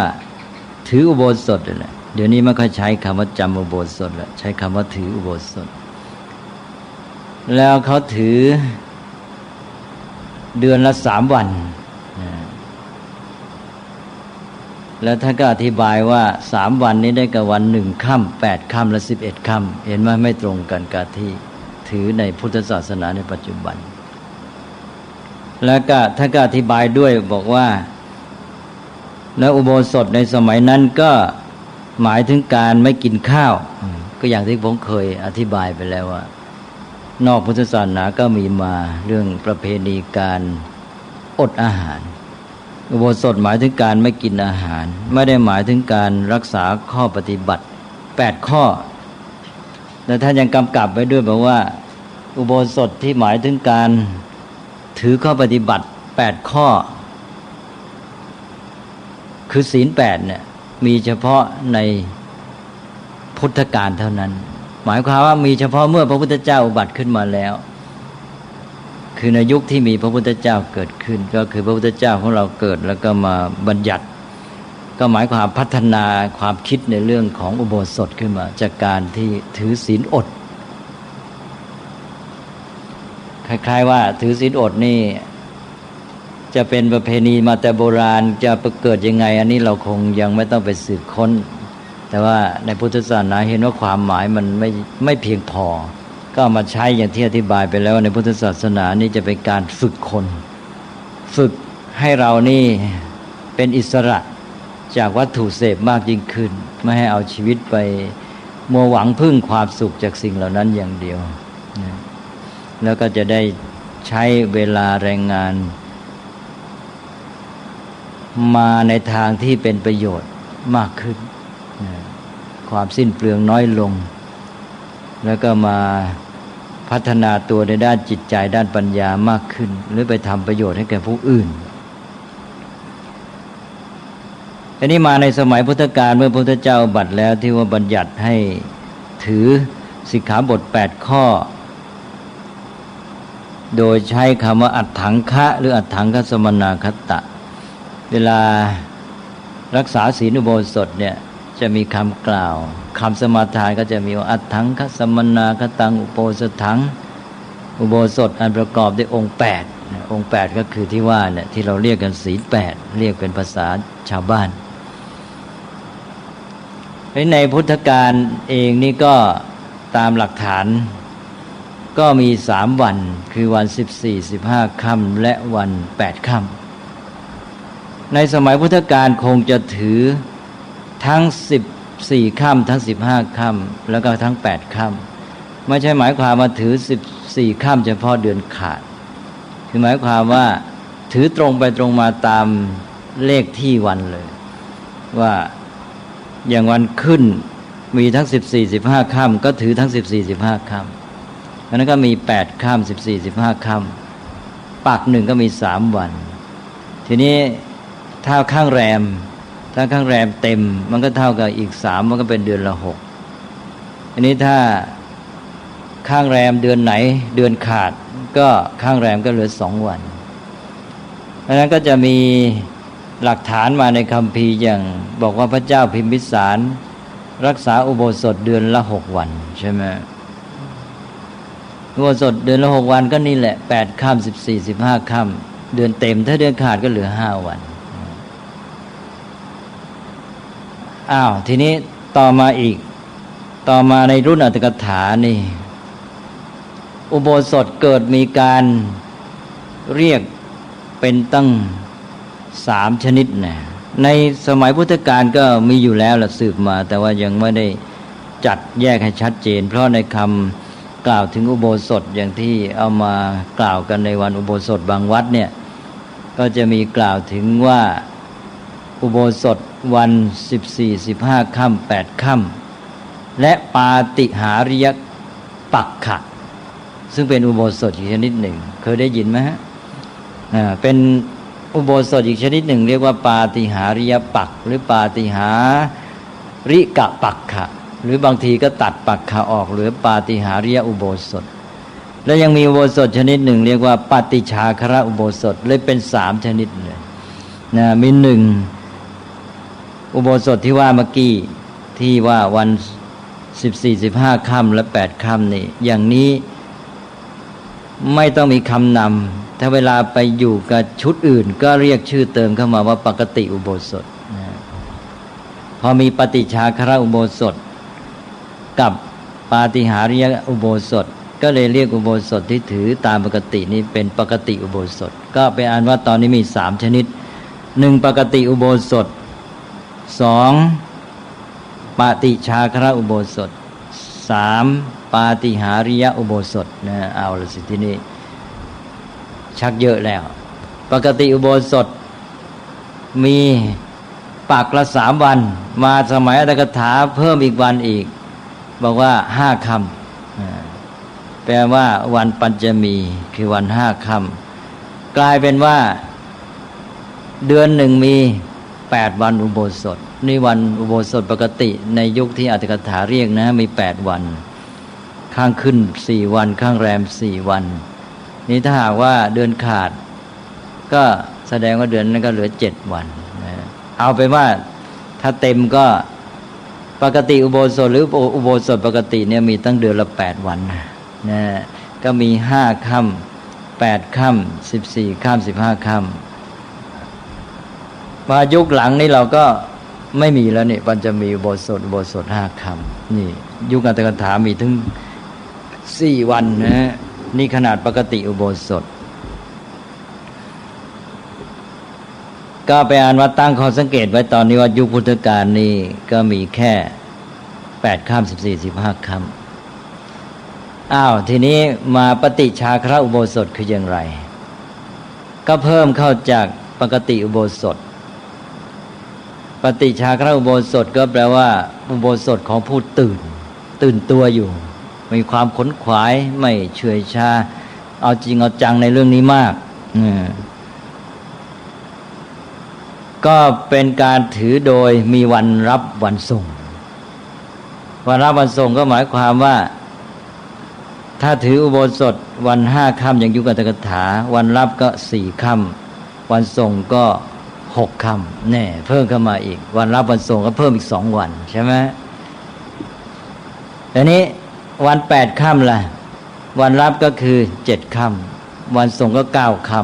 ำแสดงว่าวันอุโบสถแทนที่จะถือเช่นว่ากรณีที่ถือวันใดวันหนึ่งนะก็เพิ่มเข้ามาหน้า1หลัง1เป็น3เลยใช่ไหมทีนี้พอ14 ค่ำก็วันก่อนวันรับก็คือวัน13 ค่ำใช่ไหมทีนี้14 15ติดกัน2 วันก็ต้องไปวัน1 ค่ำตกลงเยอะกันใหญ่นี่ปฏิจจาครอุโบสถก็คืออุโบสถของผู้ตื่นตัวขนขวายมากก็เลยมีทั้งวันรับวันส่งอีกเพิ่มจากปกติอุโบสถเข้าไปตั้งกี่วันแล้วพอมีปฏิจจาครอุโบสถเข้าไปปรากฏว่ามีในข้างขึ้น5ข้างแรม6ก็เยอะปรากฏว่าเป็นวันที่ไม่รักษาอุโบสถอยู่ในเดือนขาดมี18 วันเดือนเต็มไม่รักษาอุโบสถอยู่แค่19 วันเนี่ยแสดงว่ารักษาอุโบสถเยอะเลยเอาจำง่ายๆว่าปฏิชาครอุโบสถของผู้ตื่นตัวขนขวายมากเนี่ยคือรักษาเพิ่มในวันรับและวันส่งของวันอุโบสถปกติเนี่ยก็พูดอีกอย่างนะว่าอุโบสถแบบมีวันรับวันส่งซึ่งจะทำให้มีการรักษาอุโบสถหรืออยู่จำอุโบสถเนี่ยมากจนกระทั่งว่าในเดือนเต็มมีวันที่ไม่ได้รักษาอุโบสถอยู่11 วันแล้วก็ในเดือนขาดมีวันไม่ได้รักษาอุโบสถอยู่เพียง10 วันก็ตกลงว่าเป็นวันรักษาอุโบสถสำหรับเดือนเต็มมี19 วันเดือนขาดรักษา18 วันเมื่อกี้นี้ผมดูจะพูดกลับกันนะต้องย้ำอีกทีหนึ่งว่าเป็นวันรักษานะมากวันรักษานี่เดือนเต็มรักษา19 วันเดือนขาดรักษา18 วันถ้านับวันที่ไม่ได้รักษาอุโบสถก็เดือนขาดไม่ได้รักษา10 วันเดือนเต็มไม่ได้รักษา11 วันเอานะฮะนี่คือปฏิชาครอุโบสถเห็นจะหายากนะเดี๋ยวนี้พอรักษาอุโบสถปกติก็ยังหายากแหละนี่ปฏิชาครอุโบสถนี่ขนขวายเอาจริงเอาจังมากนี่ต่อไปก็มีปาติหาริยอุโบสถอีกปาติหาริยอุโบสถที่รักษาประจำปีนะรักษาประจำปีเป็นช่วงยาวเลยนี่รักษากันตลอดท่านบอกว่า4 เดือนตลอดฤดูฝนเลยนะก็หมายความพอเริ่มฤดูฝนเดือน8ก็เอาเลยใช่ไหมตลอดไปจนกระทั่งหมดฤดูฝนยังกระจำพรรษานี่แหละมันก็แสดงว่าพระจำพรรษานี่โยมก็รักษาอุโบสถนี่ก็ปาติหาริยอุโบสถก็ทำให้คฤหัสถ์นี่เหมือนกับมีการจำพรรษาใช่ไหมรักษา4 เดือนตลอดฤดูฝนพระมีจำพรรษาโยมก็มีปาติหาริยอุโบสถรักษาตลอด4 เดือนเลยทีนี้สำหรับปาติหาริยอุโบสถนี่ก็มีคำอธิบายข้ออัตถกถาต่างๆกันไปจนกระทั่งชักฟันเฟือคือบางทีก็บอกว่ารักษาตลอดไตรมาสในฤดูฝนเนี่ยเอาแบบพระจำพรรษาแล้วก็ถ้ารักษาไม่ได้ขนาดนั้นก็เอาแค่เดือนเดียวถ้าไม่ได้เดือนหนึ่งก็เอาแค่ครึ่งเดือนแล้วก็จะบอกช่วงระยะเวลาด้วยในที่นี้ผมจะไม่เอามาเพราะจะทำให้ฟันเฟือมา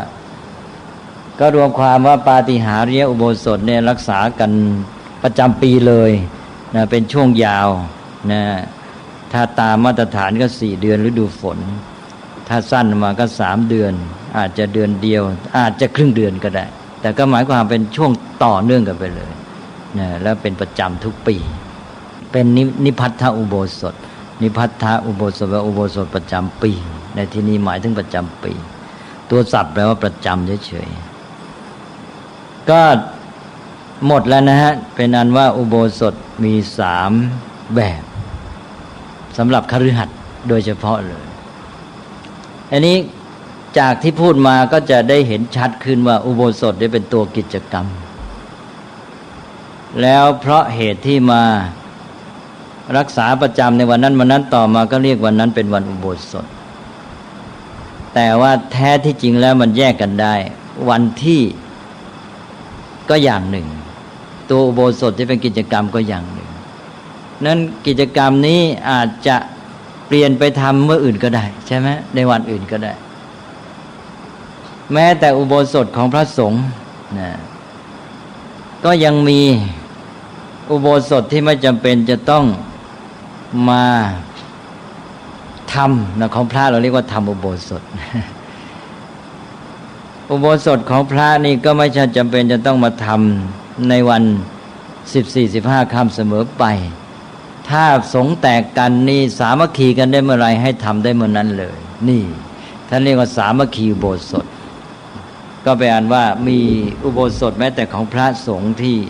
ไม่ได้ทำในวัน14-15 ค่ำคือทำในวันไหนก็ได้ถ้าสงฆ์ที่แตกกันสามัคคีกันเมื่อใดก็กระทำเมื่อนั้นเรียกว่าสามัคคีอุโบสถอุโบสถตามปกติก็คือ14-15 ค่ำแล้วก็14-15 ค่ำในขึ้น15 ค่ำและแรม15 ค่ำเดือนเต็มถ้าเดือนขาดก็14แรม14 ค่ำในเมื่อกิจกรรมต่างจากวันเพราะนั้นก็ย่อมเป็นไปได้ที่ว่าเราจะสามารถกำหนดวันอุโบสถขึ้นมาแม้ว่าในพุทธศาสนาจะลงตัวพอสมควรก็ยังเห็นได้ว่ามีการ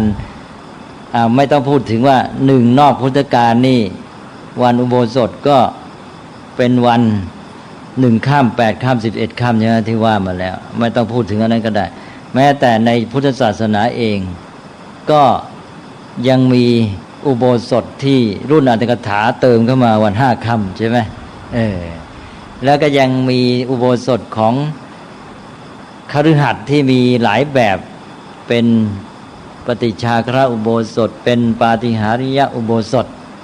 และยังอุโบสถของพระสงฆ์สามัคคีอุโบสถก็ทำเมื่อวันไหนก็ได้ที่สามัคคี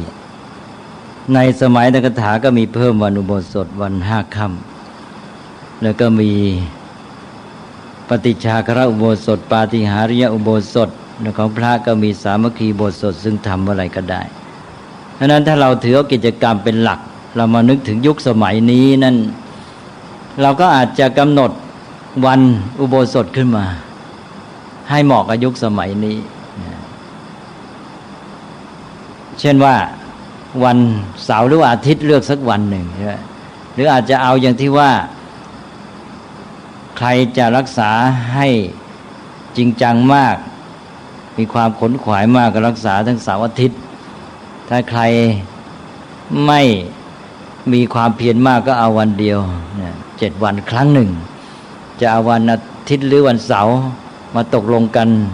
สักก็ดีเหมือนกันให้เป็นหมู่สังคมชาวพุทธใช่ไหมเราก็เรียกอุโบสถชนิดว่าอุโบสถอะไรล่ะอาจจะตั้งชื่อกันมาสักชื่อหนึ่งใช่ไหมอุโบสถแบบสุริยคติถ้าพูดอย่างง่ายๆหรืออุโบสถสุริยญาติคำโหรก็มีคำว่าสุริยญาติก็คือสุริยญาตราการญาตราของพระอาทิตย์ก็ลองคิดกันดูนะหรือจะตั้งชื่อตามยุคสมัยยุคนี้เป็นยุคอะไรแปลว่าอุโบสถยุคอุตสาหกรรมหรืออะไรเนี่ยนะหรืออุโบสถยุคโลกาภิวัตน์นะหรือตั้งไม่ให้มันยาวนักเอาคำสั้นๆนะก็แล้วแต่นะคือชาวพุทธน่าจะคิดกันนะก็มาจัดวันเสาร์หรือวันอาทิตย์เนี่ยให้เป็นวันอุโบสถไปซะ ก็ชื่อนั้นก็มาคิดกันให้เหมาะให้ดีที่สุดแล้วก็เราก็จัดกิจกรรมวันอุโบสถก็อย่างที่ว่ามาแล้วเนี่ยเจตจำนงหรือเจตนารมณ์อยู่ที่ไหนเจตนารมณ์ก็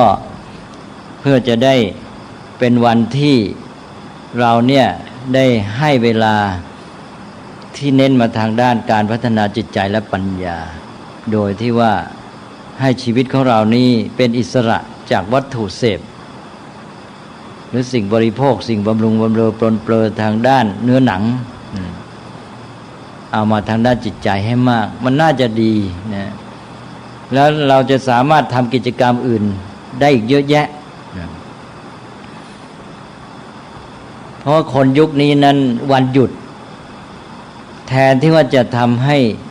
เป็นวันที่ได้มาพัฒนาจิตใจปัญญาเพราะมัวแต่วุ่นวายไปในการงาน5 วันแล้ว5 วันนี้มีแต่เรื่องยุ่งใจตลอดใช่ไหมคุณมัวเศร้าหมองโลภะโทสะโมหะมากมุ่งจะหาเงินเอาอย่างไรเนี่ยแล้วเวลาเย็นไม่พอจะไปหาสิ่งบำรุงบำเรอเสพสุขกันมัวเมาลุ่มหลงเนี่ยเรียกว่าจิตใจก็ว้าวุ่นเดือดร้อนกระวนกระวายมาตลอดพอวันที่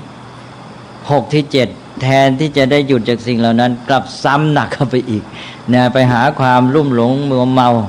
เป็นวันหยุดงานนั้นมีความหมายแบบฝรั่งงานของฝรั่งก็คืองานเป็นภาระนะเป็นสิ่งที่หนักอกหนักใจนะเป็นสิ่งที่จำใจจำฝืนทนทำนะคู่ฝรั่งจึงต้องมีเลคเชอร์ฝรั่งมีเวิร์กกับเลคเชอร์เวิร์กงานนี่หมายถึงสิ่งที่ต้องทำด้วยความรู้สึกจำใจจำทนแต่ต้องขยันต้องมีความเพียรต้องสู้มันทีนี้ก็ต้องหาวันพักผ่อนนะก็เลยมีเลคเชอร์ก็มีวันเสาร์อาทิตย์เป็นวันที่สำหรับเลคเชอร์นะสำหรับที่จะได้ปลอดโปร่งเบาจากเรื่องที่หนักนั้นแล้วก็อาจจะไปหาเอนเตอร์เทนเมนต์เรื่องของการบันเทิงเลยเถิดไปก็มัวเมาลุ่มหลงเพลิดเพลินเลยเป็นวันพักผ่อนนะวักพักผ่อนเลคเชอร์แต่มันเลยเถิดไปมันไปสนุกสนานมัวเมากันใหญ่แต่ถ้ามองในแง่นี้วันทำงานก็กลายเป็นวันทำความดีวันหยุดก็เลยวันหยุดทำความดีให้เป็นวันที่ไปหยุดทำความดีไปทำแต่สิ่งเลวร้ายไปเลยถ้าอย่างนี้ก็แย่ใช่ไหมแทนที่ว่าเราไปมัววุ่นกับเรื่องทางด้านกายเรื่องวัตถุเรื่องกิจกรรมพฤติกรรมภายนอกมาหลายวันแล้วนะหยุดทางด้านพฤติกรรมมาพัฒนาทางด้านจิตใจและปัญญาให้มากขึ้นก็ไม่ได้เอาดังนั้นวันอุโบสถนี้ก็จะมีความหมายขึ้นนะไม่ใช่เป็นวันหยุดทำงานแล้วในแง่ว่างานนั้นเป็นการทำความหยุดทำความดีแต่หมายถึงว่าหยุดทำภาระหน้าที่ด้านหนึ่งมาทำอีกด้านหนึ่งที่เป็นประโยชน์มากขึ้นใช่ว่าแทนที่จะไปตอนนั้น5 วันนั้นไปทำงานด้านเพื่อชีวิตของตนหรือหน้าที่การงานประจำพอวันที่6ที่7นี่ก็หันมาทำงานที่เป็นกิจกรรมเพื่อประโยชน์แก่ผู้อื่นแก่เพื่อนมนุษย์แก่สังคมบำเพ็ญประโยชน์นะหรือถ้าเป็นตัวเองก็พัฒนาจิตใจและปัญญาอย่างที่ว่านะดังนั้นก็จะมีเป้าหมายมากขึ้นเป็นประโยชน์แล้วก็มานึกกันในแง่ว่าจะจัดกิจกรรมอะไรดีเราจะถือว่าวันอุโบสถก็คือวันที่เราเป็นอิสระจากสิ่งเสพก็ได้นะเป็นวันที่ทำชีวิตของเราเนี่ยให้เป็นอิสระปลอดโปร่งโล่งเบามากขึ้นไม่ใช่เป็นวันที่ไปลุ่มหลงมัวเมายิ่งขึ้นก็ได้ทั้งในแง่ของหนึ่งการที่ว่าวันอุโบสถเป็นวันที่ชีวิตเป็นอิสระจากสิ่งเสพจากความลุ่มหลงมัวเมาเป็นเข้าหาสิ่งที่เป็นสาระแล้วก็สองก็คือว่ามาใช้ชีวิตที่มาเน้นเรื่องการพัฒนาจิตใจและปัญญาและการทำประโยชน์เพื่อผู้อื่นอันนี้น่าจะเป็นประโยชน์มากขึ้นและจะแก้ปัญหาของสังคมยุคนี้ได้ด้วยเพราะยุคนี้นี่มันยุคที่เป็นสังคมบริโภคมัวเมาเสพกันเรื่อยแล้วพอถึงเสาร์อาทิตย์ยิ่งหนักเข้าไปอีกนะ การล้างผลาญพวกทรัพยากรธรรมชาติก็มันหนักมากในวันเสาร์อาทิตย์ด้วยนี่เราไปดูในสมัยพุทธกาลพระพุทธเจ้าก็ตรัสเรื่องอุโบสถไว้ให้มาดูในแง่ว่าท่านมุ่งให้ใช้วันอุโบสถนี้ทำกิจกรรมอะไรนะเอาละครับก็ขอย้อนกลับไปเรื่องที่ว่าเดิมนั้นอุโบสถเขาหมายถึงการอดอาหารแล้วมาในสมัยพุทธกาลพระพุทธเจ้าก็ทรงบัญญัติให้คฤหัสถ์อุบาสกอุบาสิกาเนี่ยมารักษาข้อปฏิบัติ8ข้อที่เรียกว่าศีล8หรือว่าอุโบสถมีองค์8ซึ่งเป็นเรื่องของการเติมจากศีล5หรือสิกขาบท5ที่เป็นเรื่องของการที่อยู่ร่วมกันในสังคมให้เบียดเบียนกันแล้วมาเพิ่มในส่วนของการที่มาฝึกตัวเองให้งดเว้นจากให้เป็นอิสระจากสิ่งเสพนะฮะทีนี้พระพุทธเจ้าก็เคยตรัสกับนางวิสาขาไว้ว่าอุโบสถอย่างเนี้ยที่ว่ามีองค์8เนี่ยมี3ประเภทด้วยกัน3ประเภทยังไงพระพุทธเจ้าตรัสว่า3ประเภทคือ1โคปาลกะอุโบสถอุโบสถแบบในโคบาล2นิคันธอุโบสถอุโบสถแบบนิครนแล้วก็3อริยอุโบสถอุโบสถแบบพระอริยะหรืออุโบสถของอริยชนก็ได้ไปเรียกพระอริยะอาจจะรู้สึกว่าไกลตัวไปหน่อยอุโบสถของอริยชนอันนี้โคปาลกะอุโบสถแบบในโคบาลเป็นยังไงพระพุทธเจ้าก็ตรัสบอกว่าในโคบาล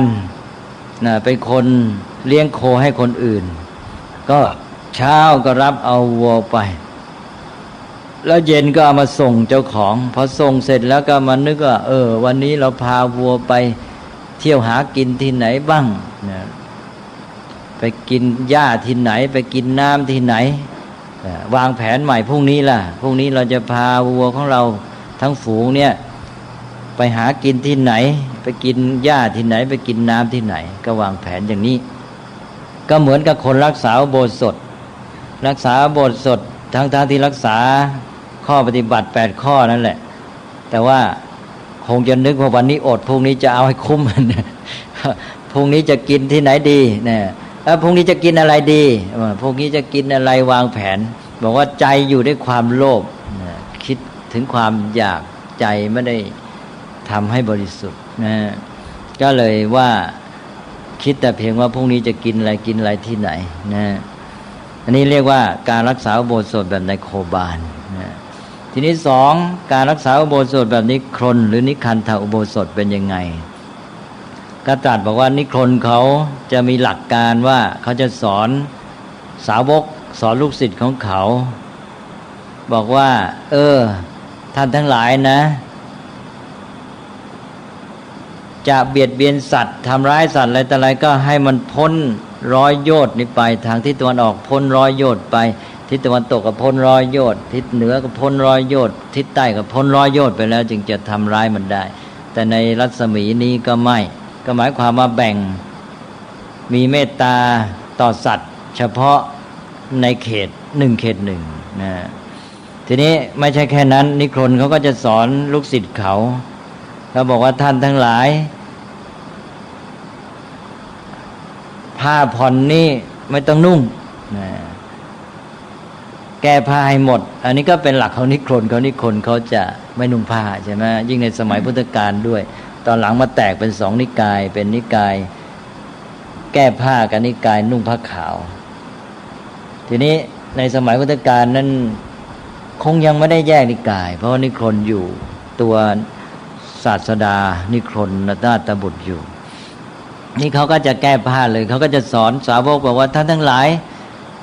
ผ้าผ่อนก็ไม่ต้องนุ่งนะแล้วก็ไม่ต้องยึดมั่นถือมั่นอะไรทั้งสิ้นนะพูดว่าอะไรต่ออะไรก็ไม่ใช่ของเรานะเราไม่ยึดมั่นในสิ่งไหนต่อใครอะไรทั้งสิ้นนะนี่ก็คือหลักนิครนก็ถือว่าไม่ยึดมั่นที่เขาแก้ผ้าก็เพราะเขาไม่ยึดมั่นอะไรทั้งสิ้นนะตัวนิครนเองก็แปลว่าไม่มีกิเลสเครื่องผูกรัดนิคันธะนี้แปลว่าไม่มีคันธะว่ากิเลสเครื่องผูกรัด ก็หมายความว่าทางลัทธินิครนนี่เขาถือความไม่ยึดมั่นถือมั่นถือแรงมากเนี่ยเพราะนั้นเขาจึงไม่นุ่งผ้าเขาถือว่าพุทธนี่ยังยึดถืออยู่ยังนุ่งผ้าอยู่ท่านถ้าไม่ยึดมั่นจะมานุ่งผ้าอะไรเล่าว่างั้นเนี่ยเขาไม่เห็นด้วยกับพุทธศาสนานิครนเนี่ยนี่นิครนนี่จะมีหลักใหญ่ที่เป็นข้อสังเกตที่ต่างจากพุทธศาสนาคือหนึ่งเราถือลัทธิกรรมเก่าที่ว่าคนจะได้ดีมีสุขมีทุกข์ยังไงเป็นเพราะกรรมที่ธรรมชาติปางก่อนที่พระพุทธเจ้าไปเถียงเป็นสูตรหนึ่งเลยชื่อว่าเทวทหสูตรแล้วก็ตรัสไว้ในเรื่องของลัทธิ3ลัทธิที่ไม่ใช่พุทธศาสนาลัทธิถือว่าอะไรๆก็เป็นเพราะกรรมเก่าในชาติก่อนทำที่ทำไว้แต่ปางก่อนให้กรรมที่ทำไว้แต่ปางก่อนปุเพกตะเหตุวาทแล้วก็2ลัทธิที่ถือว่าอะไรแต่อะไรจะเป็นไงได้สุขได้ทุกข์ก็เป็นเพราะผู้เป็นเจ้าบันดาลแล้วก็3ลัทธิที่ถือว่าอะไรจะเป็นไงก็แล้วแต่โชคถึงเวลามันก็เป็นเองนะเรียกว่าลัทธิอเหตุอปัจจยะ3ลัทธิเนี่ยไม่ใช่พุทธศาสนาทีนี้คนชาวพุทธเนี่ยถ้าไม่รู้จักนิครนนี่จะเอามาปนกับพุทธศาสนาทั้ง2เรื่องน่ะ1ลัทธิกรรมเก่า2ลัทธิไม่ยึดมั่นถือมั่นใช่ไหมดีไม่ดีก็มายึดมั่นไม่ยึดมั่นถือมั่นแรงเขาก็เป็นเหมือนนิครนก็ไม่ต้องนุ่งผ้านี่นิครนแกก็แนะนำลูกศิษย์แกบอกว่าวันอุโบสถก็อย่างที่ว่านะก็ไปอ่านว่าไม่ต้องนุ่งผ้าผ่อนแล้วก็บอกว่าข้าพเจ้าไม่ยึดมั่นสิ่งใดต่อใครอะไรทั้งสิ้นนี่การที่นิครนเขาพูดว่าไม่ยึดมั่นถือมั่นอะไรเนี่ยเขาก็รู้ตัวอยู่ว่าเขามีพ่อมีแม่แล้วคนนี้เป็นพ่อแม่ก็รู้ว่าเขาเป็นลูกเนี่ยเขาก็มีลูกเมียก็รู้ว่าเขาเป็นพ่อเป็นสามีอะไรต่างๆเหล่านี้นะฮะแล้วค่ารับใช้กรรมกรเขาก็มีเขาก็รู้ว่าคนนั้นมีฐานะเป็นอะไรแล้วคนรับใช้ก็รู้ฐานะเขาเป็นอะไรนี่การที่เขารักษาข้อปฏิบัติอย่างเงี้ยความจริงของเขาคือเป็นความเท็จ เวลาเขาพูดจริงก็เป็นมุสาวาทไปในตัวแล้วเสร็จแล้วพอเขาบริโภคอะไรก็เป็นอทินนาทานไปหมดไม่มีใครให้อันนี้ก็หมายความว่าแยกสมมติปรมัตถ์ไม่เป็นคือพุทธศาสนานี่ว่าไปตามความจริงสัจธรรมความจริงของธรรมชาติเป็นอย่างงี้มนุษย์ไปสมมติเกิดขึ้นมาทั้งนั้นนี่เป็นลูกเราเป็นเมียเราเป็นอะไรต่างๆใช่ไหมแต่การที่สมมตินี้เป็นเหตุเป็นผลเพื่อให้มนุษย์อยู่กันได้เป็นสังคมก็เป็นสัจจะระดับหนึ่งท่านเรียกว่าสมมติสัจจะเมื่อเราบัญญัติสมมติขึ้นมาโดยมีเหตุผลก็ถือตามที่ตกลงกันนั้นมันเป็นไปด้วยสติปัญญาแต่จะไปถือโดยลุ่มหลงโดยยึดมั่นการถือโดยยึดมั่นกับการถือด้วยปัญญามันคนละอย่างนิครนแกแยกไม่ออกกับปนกันไปหมดนะแกก็เลยไม่ต้องนุ่งผ้าพุทธศาสนาก็หมายถึงว่าสิ่งทั้งหลายมันไม่ได้เป็นอย่างนี้จริงตามที่มนุษย์บัญญัติแต่ว่าที่มนุษย์ตกลงกันนี้เพื่อการอยู่ร่วมกันในสังคมมีเหตุมีผลมีเจตนามีเป้าหมายในการทำอย่างนี้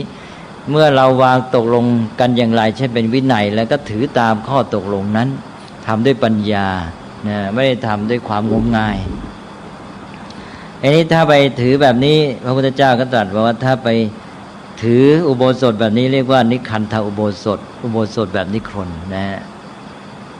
ทีนี้ต่อไปอริยอุโบสถแบบอริยชนเป็นยังไงพระพุทธเจ้าก็ตรัสว่าก็คือว่าใช้วันอุโบสถนั้นในการชำระจิตใจให้บริสุทธิ์ด้วยเอาความเพียรมาฝึกตนเองนะคือหมายความว่าเป็นเวลาสำหรับใช้ความเพียรในการที่มาชำระจิตใจให้บริสุทธิ์อันนี้พระพุทธเจ้าก็ตรัสมาให้เห็นว่ายังใช้ความเพียรยังไงเราอาจจะระลึกถึงพุทธานุสติอย่างชาวบ้านนี่ยังเรียนรู้ไม่มากไม่เหมือนพระภิกษุก็เจริญพุทธานุสติระลึกถึงพระพุทธคุณพระพุทธเจ้ามีคุณความดีอย่างงี้ก็เราก็จะได้มีศรัทธาเลื่อมใสจิตใจผ่องใสอย่างน้อยระลึกถึงพระพุทธเจ้าระลึกถึงพระคุณของพระองค์ความดีของพระองค์ที่ได้บำเพ็ญมาด้วยพระปัญญาคุณบริสุทธิ์ที่คุณมหากรุณาคุณและ นะได้เห็นพระจริยาวัดของพระองค์ทำมาอย่างนั้นงั้นก็จิตใจก็ผ่องใสก็จิตใจก็บริสุทธิ์ชำระจิตใจหรือว่าต่อไปก็คือจะพยายามโน้มนำพระคุณเหล่านั้นเข้ามาในจิตใจของตัวเองในการที่เราจะทำให้ได้อย่างนั้นบ้างนะก็จะนำไปสู่การที่จะทำคุณประโยชน์บำเพ็ญความดีอะไรต่างๆนะนี่ก็เป็นตัวอย่างหนึ่งเนี่ยอย่างนี้พระพุทธเจ้าเรียกว่าเป็นพรหมอุโบสถหมายความอริยอุโบสถนี่แยกย่อยเป็นหลายอันพรหมอุโบสถก็ถือว่าพระพุทธเจ้านี่สูงสุดเป็นผู้ประเสริฐนะมีพระคุณเป็นพรห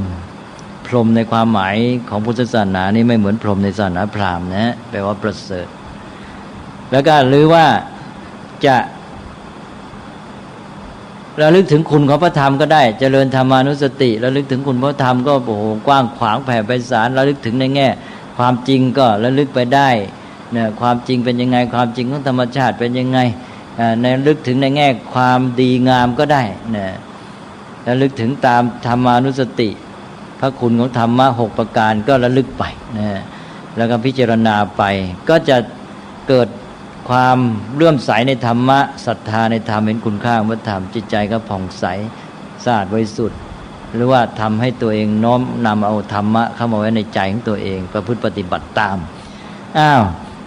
ต่อไปหรือเจริญถ้าทำนี้ก็เรียกว่าเป็นธรรมอุโบสถอันนี้หรือระลึกถึงสังฆคุณระลึกถึงคุณของพระสงฆ์ว่าพระสงฆ์มีคุณความดีอย่างนั้นอย่างนี้นะเจริญธรรมะขึ้นไปจนกระทั่งกำจัดกิเลสเป็นพระโสดาบันสกทาคามีอนาคามีพระอรหันต์มีคุณความดีบำเพ็ญประโยชน์ตนประโยชน์ผู้อื่นอย่างนั้นเราระลึกแล้วมีจิตใจศรัทธาเลื่อมใสใจก็สะอาดบริสุทธิ์ขึ้นมาผ่องแผ้วหรือว่าน้อมนำเอาคุณของท่านมาใส่ในตนเองแล้วก็พยายามปฏิบัติตามก็เกิดประโยชน์ขึ้นมาอีกนะเป็นสังฆอุโบสถอันนี้หรือว่าจะเจริญศีลานุสติระลึกถึงศีลว่าศีลที่เราได้ประพฤติปฏิบัติมาตรวจสอบมันเป็นยังไงรักษาได้ดีไหมรักษาได้ดีแล้วก็มีปิติอิ่มใจนะเกิดจิตใจผ่องใสโสมนัสก็ทำให้ใจบริสุทธิ์แล้วก็มาลึกว่าเราจะบำเพ็ญศีลขัดเกลาให้ยิ่งขึ้นไปอย่างไรนะอย่างนี้ก็เรียกว่าเป็นศีลอุโบสถหรือต่อไปก็อาจจะระลึกถึงเทวดายุคสมัยนั้นแม้แต่สมัยนี้ก็คนก็ชอบในเรื่องเทวดานี่ใช่ไหมอย่าไปเลี่ยงเลยไม่ต้องไปเลี่ยงเลยเทวดาหรอกแต่ระลึกถึงคุณของเทวดาระลึกแบบชาวพุทธไม่เหมือนระลึกแบบชาวพวกศาสนาก่อนพุทธกาลพระพุทธศาสนาเกิดขึ้นท่ามกลางศาสนาที่นับถือเทวดาสังคมที่นับถือเทวดาซึ่งเราจะเห็นได้ว่าแม้ปัจจุบันนี้ก็ยังยุ่งกับเทวดาอยู่แต่ว่าถ้าเป็นชาวพุทธระลึกถึงเทวดาอีกแบบระลึกถึงคุณของเทวดาว่าโอ้เทวดาองค์นี้ชั้นนี้ไปเกิดด้วยคุณธรรมอันนี้นะด้วยศรัทธานี้ด้วยศีลด้วยสุตตะด้วยจาคะปัญญาอย่างนี้พิจารณาดูในตัวเรามีไหมคุณธรรมนั้นนี่ใช่ไหมแทนที่จะระลึกถึงเทวดาแบบเขา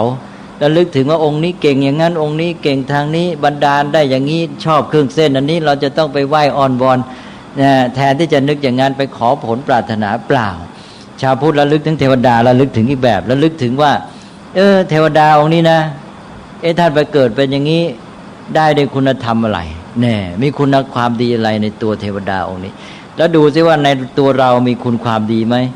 อย่างนั้นถ้าเทวดาองค์นี้มีศรัทธางี้มีศีลมีสุตตะงี้มีจาคะอย่างนี้มีปัญญาอย่างนี้เราก็มีคุณธรรมอย่างนี้อย่างนั้นเราก็ไปเกิดเป็นเทวดาอย่างนั้นได้เหมือนกันนี่ระลึกแบบชาวพุทธเนี่ยเดี๋ยวนี้ชาวพุทธระลึกถึงเทวดาแบบนี้ไหมใช่ไหมไประลึกแบบนอกศาสนาถ้าระลึกแบบว่าเทวดาองค์นั้นเก่งยังไงบันดาลอะไรได้ชอบเครื่องเส้นอะไรเราต้องการอะไรเราจะไปหาเทวดาองค์ไหนไปถวายเครื่องเส้นอ้อนวอนยังไงจะไปพรุ่งนี้ไปหาเทวดาจะให้ท่านช่วยหน่อยอะไรอย่างนี้แสดงว่านอกพุทธศาสนานั้นในพุทธศาสนาก็ระลึกถึงเทวดาเหมือนกันแต่ระลึกแบบที่ว่าระลึกถึงคุณความดีที่มีในเทวดาที่ทำให้ท่านได้ไปเกิดเป็นอย่างนั้นแล้วมาตรวจดูในตนแล้วทำให้มีขึ้นในตนอย่างนี้เรียกว่าเป็นการระลึกถึงเทวดาเป็นเทวตานุสติถ้าทำได้อย่างนี้ก็เป็นเทวดาอุโบสถเป็นอุโบสถเทวดาใช่ไหมละ นะมีตั้งแต่อุโบสถพระพรหมก็คือระลึกถึงพระพุทธเจ้าถ้าระลึกเทวดาก็ได้แค่เทวดาอุโบสถนะพรหมนี่ต้องพระพุทธเจ้านะเพราะแทนที่ระลึกถึงพระพรหมโอ้เป็นเทพเจ้าสูงสุดสร้างสรรค์บรรดาลโลกใช่ไหมระลึกถึงพระพุทธเจ้ามาค้นพบธรรมะความจริงประกาศธรรมให้มนุษย์มีพัฒนาศักยภาพในตัวได้ใช่ไหมถ้าระลึกถึงพระพรหมแบบพราหมณ์ก็ไปเลยนะพระเจ้าสร้างโลกเอาไงบันดาลยังไงมีวรรณะสี่ถ้าระลึกถึงพรหมแบบพุทธศาสนาก็ระลึกถึงพระพุทธเจ้าไปเห็นไหมนี่เห็นไหมนี่คืออุโบสถทั้งหมดนี่เรียกว่าอริยอุโบสถแบบอริยชนนะซึ่งมุ่งที่การชำระจิตใจให้บริสุทธิ์ก็เอาเป็นวันของการพัฒนาจิตใจและปัญญาก็ลองมาตกลงกันสิครับว่าวางแผนว่าวันอุโบสถเอาวันไหนให้มันมีขึ้นจริงจังเป็นวันของชาติเป็นวันของประเทศไทยวันอุโบสถแล้วชวนกันพัฒนากิจกรรมที่มันเป็นไปตามเจตนารมณ์เหล่านี้เนี่ยแม้แต่เด็กก็รักษาอุโบสถได้ใช่ไหมเด็กก็ไม่ได้ฝึกได้ฝนไม่ได้ให้การศึกษาตามแนวทางที่ว่าหนึ่งการรู้จักใช้ตาดูหูฟังให้เป็นการบริโภคเป็นใช่ไหมบริโภคกินได้ปัญญาเนี่ยอุโบสถเข้ามาก็จัดการเลยหนูมาถึงวันอุโบสถแล้วจะวันอาทิตย์หรือวันเสาร์ก็ตามวันนี้นะรายการทีวีเปลี่ยนเคยดูแต่บันเทิงมาวันนี้เปลี่ยนเป็นรายการดูหาความรู้ฝ่ายรัฐบาลฝ่ายสื่อมวลชนก็วันอุโบสถนี่ก็ร่วมมือใช่ไหมเนี่ยวันอุโบสถแล้วกิจกรรมทีวีรายการบันเทิงเปลี่ยนหมดเนี่ยเป็นรายการเพื่อส่งเสริมการพัฒนาจิตใจและปัญญาใช่ไหม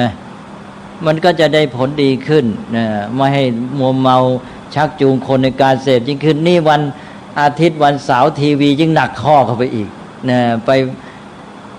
ทำชักจูงคนให้ลุ่มหลงมัวเมาหนักเข้าไปอีกใช่ไหมไม่ได้พัฒนามนุษย์จริงเลยสักวันหนึ่งฉะนั้นเนี่ยน่าจะเอาคติอุโบสถนี้ขึ้นมาเน้นกันให้มากนะได้ทั้งในครอบครัวได้ทั้งบุคคลได้ทั้งสังคมได้ทั้งประเทศชาติเลยเอากันให้จริงๆในฐานเป็นสังคมชาวพุทธมันจะได้สมชื่อซะหน่อยนะถ้าอุโบสถมันเลือนหายไปเป็นเรื่องคนแก่นิดเดียวแต่โดยเฉพาะเด็กๆเนี่ยน่าจะคิดกันให้มากเราจัดกิจกรรมอุโบสถอะไรบ้างนะเช่นรายการทีวีเป็นรายการทางเพื่อการศึกษาเพื่อการสร้างสรรค์นะแล้วจัดกิจกรรมอื่นในครอบครัวมีอะไรบ้างที่จะทำได้นะที่มันเข้ากับวัตถุประสงค์ที่ว่ามานะลองช่วยกันคิดสิครับใครเสนออะไรบ้างนะกิจกรรมที่พอทำได้นะเป็นกิจกรรมอุโบสถแล้วตอนนี้มันสังคมมันมีแต่ว่าจะพากันไหลตามกระแสแล้วก็มีการซ้ำเติมกระแสหนักเข้าไปอีกใช่ไหมเพราะฉะนั้นยาเสพติดก็จะต้องมากขึ้นโรคเอดส์ก็จะต้องมากขึ้นใช่ไหมถ้ารักษาอุโบสถมีวันอุโบสถนี่จะแก้ปัญหายาเสพติดแก้ปัญหาโรคเอดส์อะไรต่างๆนะแก้ปัญหาเรื่องค่านิยมทางสังคมที่ลุ่มหลงเพลิดเพลินมัวเมาแก้ปัญหาความฟุ้งเฟ้อความฟุ่มเฟือยอะไรต่างๆการทำลายทรัพยากรธรรมชาติการแย่งชิงขัดแย้งกันอาชญากรรมต่างๆเยอะเลยใช่ไหมแล้วนี่น่าจะให้ความสำคัญอุโบสถนี่พระพุทธเจ้าอุตส่าห์พัฒนาจากการถือศีลอดการอดอาหารของคนโบราณมาขั้นหนึ่งแล้วนะชาวพุทธนี่ไม่ได้เอาเรื่องเลยกลายเป็นเรื่องว่ารักษาพอคนแก่ก็ยังดีรักษาบ้างแต่มักจะให้ความหมายแค่ว่าพอได้บุญใช่ไหมก็เลยขาดเจตนารมณ์ที่พระพุทธเจ้าทรงแสดงไว้ที่จริงพ่อแม่กับผู้ปกครองเลยนะครับพยายามจะหากิจกรรมให้เด็กแต่ตอนนี้เนี่ยผมพิจารณามองว่าผู้ปกครองของเด็กๆเองไม่มีปัญญาแล้วก็ไม่มีผู้แนะนำขาดกัลยาณมิตรแล้วก็ไม่มีปัญญาพอที่จะหากิจกรรมก็ไปตามกระแสก็พาเด็กไปติววิชาตรวจวิชาใช่เลยเรียนดนตรีหรืออะไรที่จะเป็นประโยชน์กับเด็กนะใช่แล้วก็พ่อแม่ก็ย่อมรักลูกแหละแต่รักลูกก็หนึ่งก็ตามบำรุงบำเรอเด็กนะเอาใจเด็กอยากแสดงความรักก็เพิ่ม เอาวัตถุถมเข้ามาแต่กลายเป็นเด็กเสียเลยใช่ไหมไม่ได้พัฒนาเด็กหรือว่าไปก็ได้แค่พอได้กิจกรรมอะไรไปดนตรีบ้างอะไรบ้างมันก็ไม่มีไอ้ตัวเป้าหมายชัดเจนคือสักแต่ว่าพอให้ได้พักผ่อนบ้างพอให้ได้มีกิจกรรมดีๆหน่อยไม่ไปเสียหายแต่ไอ้เป้าหมายที่มันชัดมันไม่มีว่าทั้งหมดนี่เพื่ออะไรใช่ไหมไม่ได้ถูกตามสัญชาติไม่มีไอ้ตัวเครื่องมือก็ไม่มีและเป้าหมายนี่ก็ไม่มีเจตนารมณ์ของไอ้เรื่องของการใช้วันหยุดเนี่ยว่าเพื่ออะไรมันไม่มีชัดเจนแล้วมันใช้ยังไงจึงจะเป็นการพัฒนาเด็กได้ดีแล้วก็จะแก้ปัญหาสังคมไปด้วยมันไม่ได้มองอะไรให้มันเห็นตลอดเลยพอจะได้ทำไปเป็นเรื่องๆแล้วไปเรื่องเป็นเรื่องหนึ่งให้มันเสร็จไปเท่านั้นเองไม่กระทั่งปัญญาชนชั้นสูงมีการศึกษาอย่างดีก็ยังมองไม่เห็นแนวทางไม่เห็นก็ทำได้แค่นั้นอันนี้พระเราก็ต้องมาช่วยกันชักชวนอย่างน้อยก็ให้ความรู้ความเข้าใจก็วันนี้คิดว่าชัดแล้วนะอุโบสถเป็นกิจกรรมไม่ใช่ตัววันแต่ว่าต่อมาเมื่อทำในวันนั้นก็เรียกวันนั้นเป็นวันอุโบสถอันนี้ก็มีการเปลี่ยนแปลงของเรื่องวันมาตลอดประวัติศาสตร์นะซึ่งในยุคนี้เราก็สามารถตั้งวันอุโบสถขึ้นมาก็จะเอาวันไหนดีล่ะแล้วจะเรียกชื่อว่ายังไงและจะทำกิจกรรมอะไรบ้างอันนี้ฝากไว้ให้ช่วยกันคิดนะมีอะไรสงสัยไหมครับคุณหมอร้องมาที่อยากจะโมไม่วันหยุดก็ได้ครับแต่ว่าฝากคำถามมา2 คำถามแรกก็คือทางคริสต์เนี่ยเขามีหลักคำสอนยังไงที่ชักจูงคนให้มาทุกวันอาทิตย์ได้นะครับแม้กระทั่งผู้นำระดับสูงๆอย่างระดับประธานาธิบดีหรือแม้กระทั่งพวกผู้นำทางดารานักร้องอะไรพวกนี้เขาก็ยังไปโบสถ์วันอาทิตย์ไปอะไรมีบ้างเมืองอเมริกามันจะแย่อยู่แล้วใช่ไหมอเมริกามันไม่ไปแล้วโบสถ์ไม่มีคนขายโบสถ์กันวุ่นอันนี้มันโฆษณาในเมืองไทยฝรั่งโฆษณา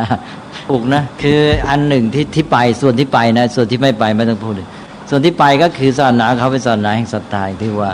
ก็พระผู้เป็นเจ้ามันหนึ่งมองในแง่เป็นบาปก็ได้ไม่เชื่อฟังคำสอนไม่เชื่อฟังไม่ปฏิบัติตามข้อปฏิบัตินั้นเป็นบาปก็กลัวสิหนึ่งแหละหนึ่งก็ความกลัวก็คือศรัทธาเนี่ยหนึ่งความกลัวบาปกลัวพระเจ้าลงโทษสองก็คือว่าเป็นคำสั่งเชื่อต้องทำตามเพื่อให้ได้ผลที่ต้องการตัวจะได้ไปสวรรค์อะไรต่างๆใช่ไหมอันนี้สามก็คือเขาเป็นเจ้าเป็นตัวของตัวเองของประเทศของเขาเองทีนี้ไทยเรามันมีปัญหาหลายอย่างไทยเรามันมีค่านิยมที่ว่าอยากตามวัฒนธรรมตอนตกอยากโก้ใช่ไหมอันนี้เป็นของตัวเองซึ่งเป็นวัฒนธรรมเก่าที่ตัวเองมีค่านิยมสมัยหนึ่งถึงก็ดูถูกใช่ไหม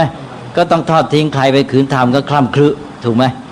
หนึ่งแล้วเป็นเหตุให้ปฏิเสธเพราะถือว่าคล่ำครึสองก็คือต่อมาไม่รู้เรื่องไม่เข้าใจความหมายถูกไหมจนกระทั่งมีค่านิยมเป็นเรื่องของคนแก่เป็นเรื่องของอะไรไปใช่ไหมค่านิยมของสังคมด้วยแล้วตกลงว่ามันก็มีทั้งเรื่องค่านิยมภายในของตัวเองความไม่รู้แล้วค่านิยมตะวันตกด้วยใช่ไหมก็มันมีเหตุปัจจัยต่างๆแล้วก็อยู่ที่เราจะต้องพัฒนาเพราะพระเราก็ไม่สามารถที่จะทำกิจกรรมให้มีความหมายได้ใช่ไหมก็ต้องโทษพระด้วยส่วนหนึ่งพระเราไม่สามารถพัฒนาวันอุโบสถให้มีกิจกรรมที่มันชักจูงใจให้เขาเห็นคุณค่าเป็นประโยชน์แต่ว่าอย่างให้เด็กมาแล้วเด็กมีส่วนร่วมยังไงมีความสบายใจบางทีเด็กมาวัดก็ไม่รู้จะทำอะไรใช่ไหมก็เป็นเรื่องคนแก่จริงๆสังคมเขาก็ไปบอกว่าเนี่ยเป็นเรื่องคนแก่ใช่ไหมเราก็ต้องพัฒนาให้มีกิจกรรมสำหรับเด็กด้วยสิเนี่ยวันอุโบสถวันพระอะไรนี่ใช่ไหมทำอะไรขึ้นมาอะไรสำหรับวันอุโบสถหรือเป็นเครื่องชักจูงคนเข้าวัดโดยทั่วไปในตะวันตกเองเวลานี้นะมันก็มีกระแสกลับเหมือนกันว่าคนเริ่มกลับหันเข้าหาศาสนาอีกเพราะว่าจิตใจมันหาที่พึ่ง มันมีความเสื่อมโทรมทางสังคมแต่ว่าโดยแนวโน้มที่ผ่านมาในอเมริกาเนี่ยคนทิ้งนะฮะทิ้งมากเขาไม่ค่อยไปหรอกครับโบสถ์นี่แล้วก็พวกบาทหลวงพวกนักเผยแพร่ศาสนาคริสต์เนี่ยก็ไม่มีเงินเลี้ยงโบสถ์ก็ต้องขายโบสถ์แต่คาทอลิกจะดูเหนียวแน่นกว่าทางโปรเตสแตนต์ทางยุโรปนี่ก็ยังรู้สึกโอ้ยฝรั่งเศสไงฝรั่งเศสคนฝรั่งเศสมาหาผมเองนะเขามาเขาบอกทำไมเมืองไทยตอนเช้ามีคนตักบาตรหน้าตายิ้มแย้มบอกไม่เหมือนประเทศเขาเลยประเทศเขานี่เขาไม่เอาเรื่องแล้วโบสถ์นี่ไม่มีคนรักษานะปิดไว้คนก็เข้ามางัดมาลักเอารูปเจ้าแม่มาเรียเนี่ยเอาไปหลอมเพราะเป็นทองคำแล้วไปขายกันดังนั้นบอกเขาไม่เอาแล้วโบสถ์ทิ้งหมดแล้วก็คนก็ไม่มีจะบวชเวลาจะแต่งงานทีจำเป็นต้องทำพิธีบางทีต้องไปหาจากจังหวัดไหนอื่นๆมาหาบาทหลวงมาทำพิธีไม่มีบาทหลวงฝรั่งเศสเนี่ยแย่มากแล้วนะเขาบอกเขามาเห็นเมืองไทยนี้แปลกใจทำไมคนไทยยังเอาใจใส่ศาสนานี่เป็นภาพของเขานะใช่ไหมเราไปมองว่าฝรั่งยังเอาใจใส่ไปโบสถ์ที่ไหนได้ฝรั่งมาเมืองไทยกลับบอกทำไมคนไทยยังเอาใจใส่ศาสนายังตักบาตรยังเกี่ยวข้องกับพระเนี่ยคนละแบบโลกาศาสนาจะเสื่อมถอยไปจากทุกประเทศเลยนะครับมันเสื่อมมานานแล้วเพราะว่าคนไม่เห็นความสำคัญแล้วเขาเรียกว่า God is dead ไงแล้วพระผู้เป็นเจ้าตายแล้วงั้นแล้วตอนนี้มันเริ่มจะพลิกฟื้นตอนนี้แหละกำลังเริ่มกลับขึ้นมาบ้างในอเมริกานี่อเมริกาเขากลับถือว่าประเทศของเขานี่เป็นประเทศที่สนใจศาสนามากกว่าประเทศตะวันตกด้วยกันนะฮะเขาถือว่าอย่างนั้นเขาใช้คำฝันว่าin God we trust แต่อันนั้นก็เป็นคติของพวกผู้นำแต่หมายถึงว่าประชาชนนี่เองโดยเทียบกับประเทศอื่นๆเขาบอกเขาเอาใจใส่สนใจศาสนามากกว่าแต่ถึงกระนั้นก็ถ้าพูดโดยทั่วไปแล้วก็อิทธิพลศาสนาเสื่อมมาตลอดระยะยาวนานก็อย่างวัดไทยเราอยู่ในอเมริกานี่เราก็ซื้อโบสถ์คริสต์มาทำวัดหลายแห่งโบสถ์ที่ชิคาโกก็ซื้อโบสถ์ฝรั่งมาที่เดนเวอร์ก็ซื้อโบสถ์ฝรั่งแล้วก็ที่อะไรก็วัดนิวยอร์กวัดที่ลองไอแลนด์ก็ซื้อโบสถ์ฝรั่งแล้วโบสถ์เก่าๆเขาสร้างอย่างดีมากหินอย่างแล้วก็ใช้ก้อนหินแล้วก็สร้างอย่างดีมากนะเขารักษาไม่ไหวต้องขายมีบริเวณกว้างขวางเมื่อเงินน้อยลงมันก็หมดกำลัง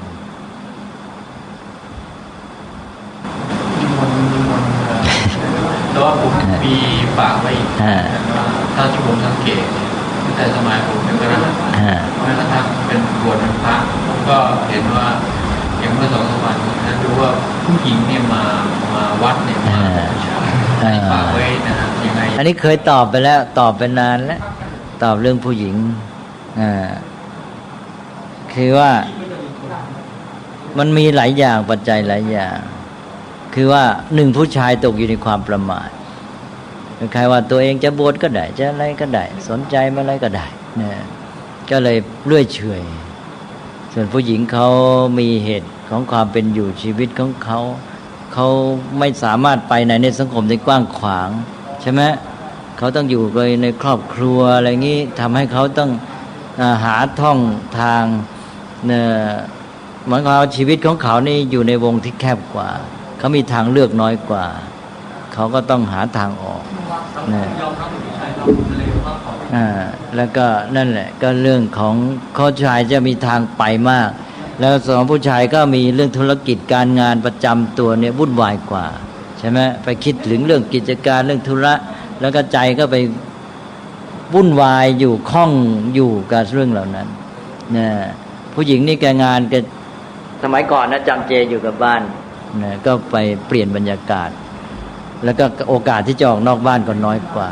นะแล้วทีนี้ต่อไปก็เรื่องเกี่ยวกับบุญกุศลนะ แล้วยิ่งผู้ชายสมัยก่อนก็ประมาทอย่างที่ว่าตัวได้บุญมากเช่นจากการบวชเป็นต้นผู้หญิงรู้สึกตัวไม่ได้บวชก็ต้องขนขวายทำบุญให้มากอะไรอย่างนี้นะแล้วก็อย่างที่มีทุกข์ในชีวิตเป็นส่วนเฉพาะของผู้หญิงหลายอย่างกว่าแล้วก็ผู้หญิงนั้นโอกาสไปทำเสียหายก็น้อยกว่าผู้ชายไปหลงไหลมัวเมาคือผู้หญิงแกจะไม่โดยโอกาสด้วยนะที่ทำให้แกไม่ค่อยมีโอกาสไปลุ่มหลงมัวเมาอะไรมากแต่ผู้ชายนี่จะไปลุ่มหลงมัวเมากับสิ่งเสพติดกับเหล้ากับยากับผู้หญิงโอ้ยมันมัวจะไปใช้ชีวิตกับความลุ่มหลงนั้นผู้หญิงแกไม่มีโอกาสทางนั้นแต่เท่ากับทำให้แกได้โอกาสที่จะมาสนใจทางธรรมะใช่ไหมเนี่ยก็หมายความว่าโดยชีวิตในทางสังคมนี่ทำให้แกมีวินัยมากกว่าผู้ชายนะนั่นสิก็รวมแล้วก็คือผู้ชายนะมันมัวเมาในยาเสพติดสุราเมรัยเรื่องผู้หญิงเรื่องการเที่ยวมากมายใช่ไหมผู้หญิงเขา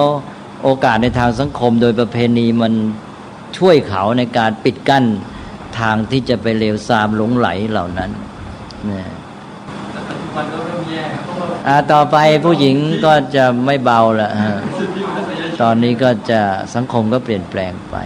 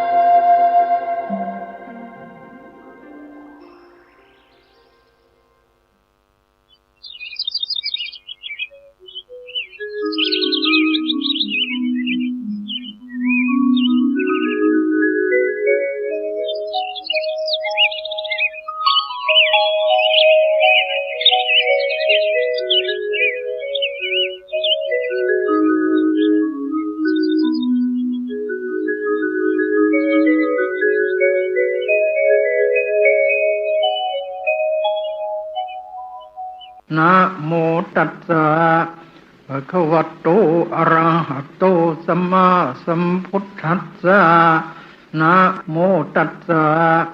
ภะคะวะโตอะระหะโตสัมมาสัมพุทธัสสะนะโมตัสสะภะคะวะโตอะระหะโต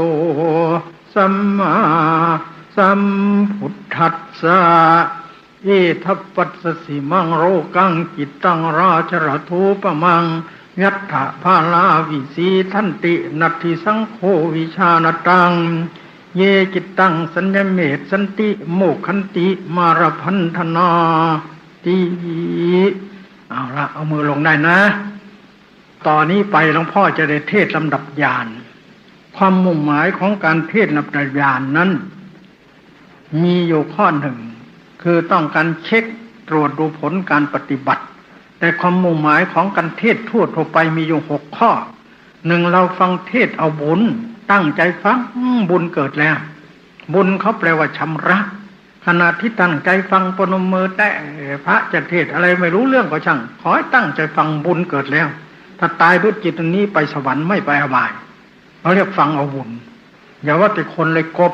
ฟังพระพุทธเจ้าเทศอยู่ริมสระมันมีสระอยู่ใกล้ๆกบก็ตั้งใจฟังหลับตาตีเด็กน้อยย่องไปตีหัวพับตายทันทีเกิดสวรรค์ชั้นดาวดึงส์อันนี้ฟังเทศเอาบุญ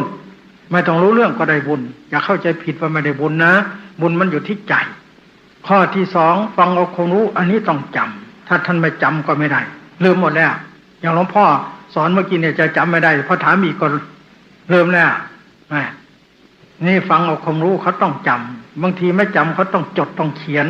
เดี๋ยวนี้มันสบายมีเทปมีอะไรบันทึกแป๊บเดียวลืมก็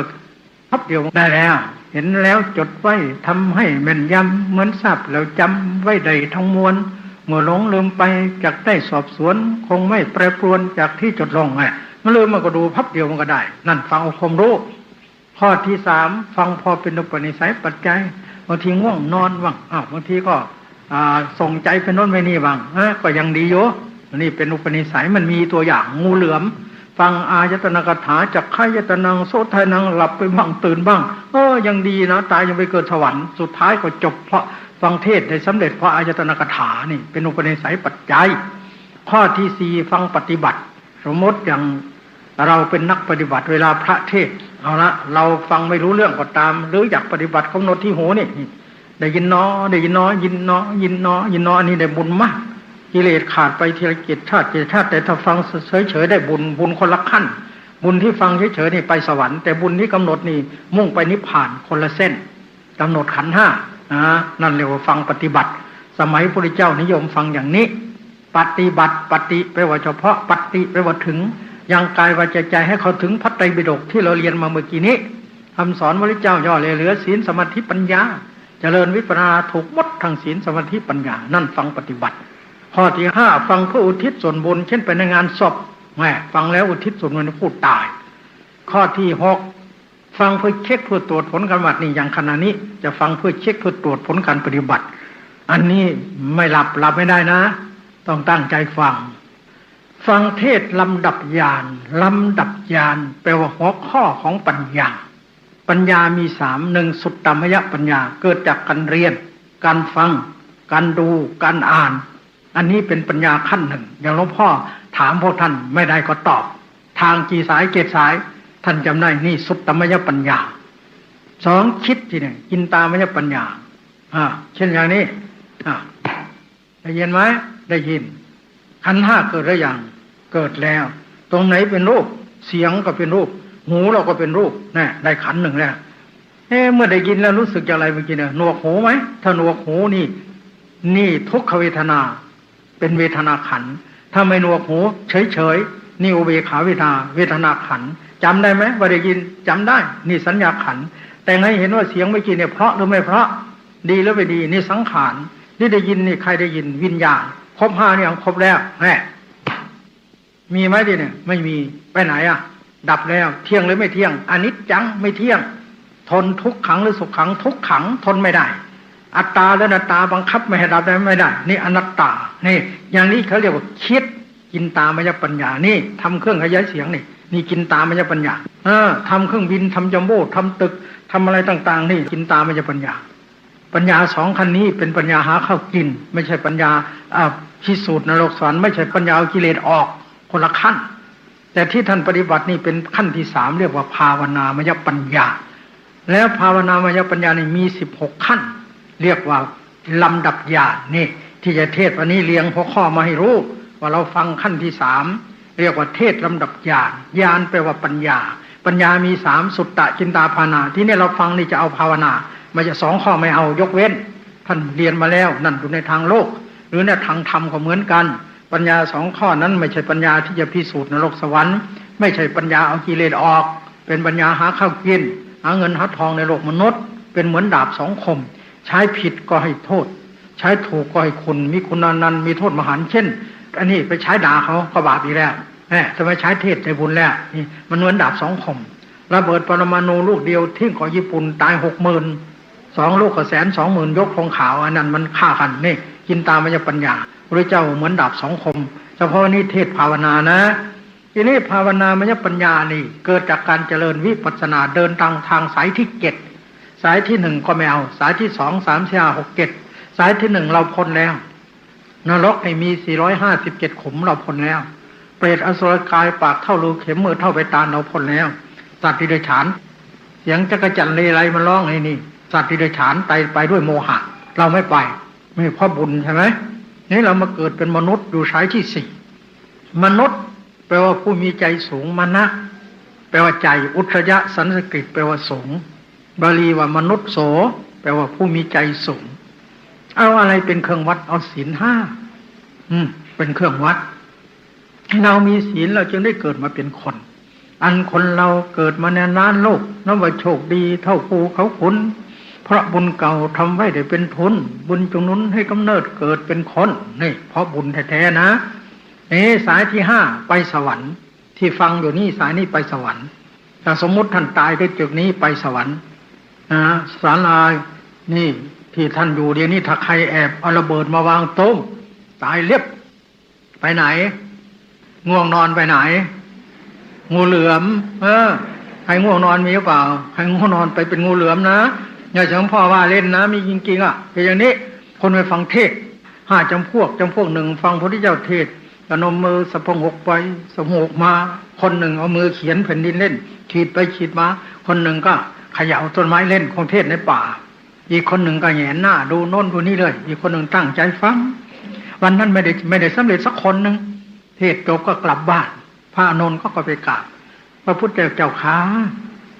เสียงสมเด็จพ่อเนี่ยมันคล้ายๆมันจะแหวกไปเนื้อไปถึงกระดูกทำไมคนฟังเทศบางคนง่วงนอนบางคนเขียนแผ่นดินเล่นบางคนก็เขย่าต้นไม้บางคนก็แหงนหน้าดูโน้นดูนี่พระเจ้าอานนท์เธอไม่รู้ภูมิหลังเขาเหรอเป็นไงพระเจ้าค่ะคนนี้ฟังเทศง่วงนอนเคยเป็นงูเหลือมนอนยังไม่อิ่มคนที่เขียนแผ่นดินเล่นเคยเป็นไส้เดือนนะเคยรู้ใช่ไหมไส้เดือนเขาตกเบ็ดเขาเบ็ดเสียบคนที่เขย่าต้นไม้เคยเป็นลิงคนที่แหงนหน้าโน้นเคยเป็นหมอดูหาซื้อกระดานชุนอนก็แก้ตามแต่ต้นมะขามต้นไม้น่ะนะหมอดูคนนี้ตั้งใจฟังเคยเป็นพราหมณ์ข้อเท็จจริงมันมีอย่างนี้นะล่ะแต่ยังไงที่นี่ไม่มีนะหรือมีก็ไม่รู้พอไม่เห็นนะใครแอบหลับก็ไม่ทราบนะถ้าเข้าใจไม่มีนะคงมีเลยภูเขาเรียกโน้นมีโบราณท่านว่าหมอบบางคนหมอบผมพ่อเห็นเนน้อยหนึ่งเวลาสอนนี่มันหมอบถามปุ๊บมันตอบพับทันทีเลยมันเก่งมากนะแล้วนึกว่าเขาหลับหมอบเจ็บหมอบกบหมอบกลับหมอบพับหลับไปเลยมันมี4หมอบ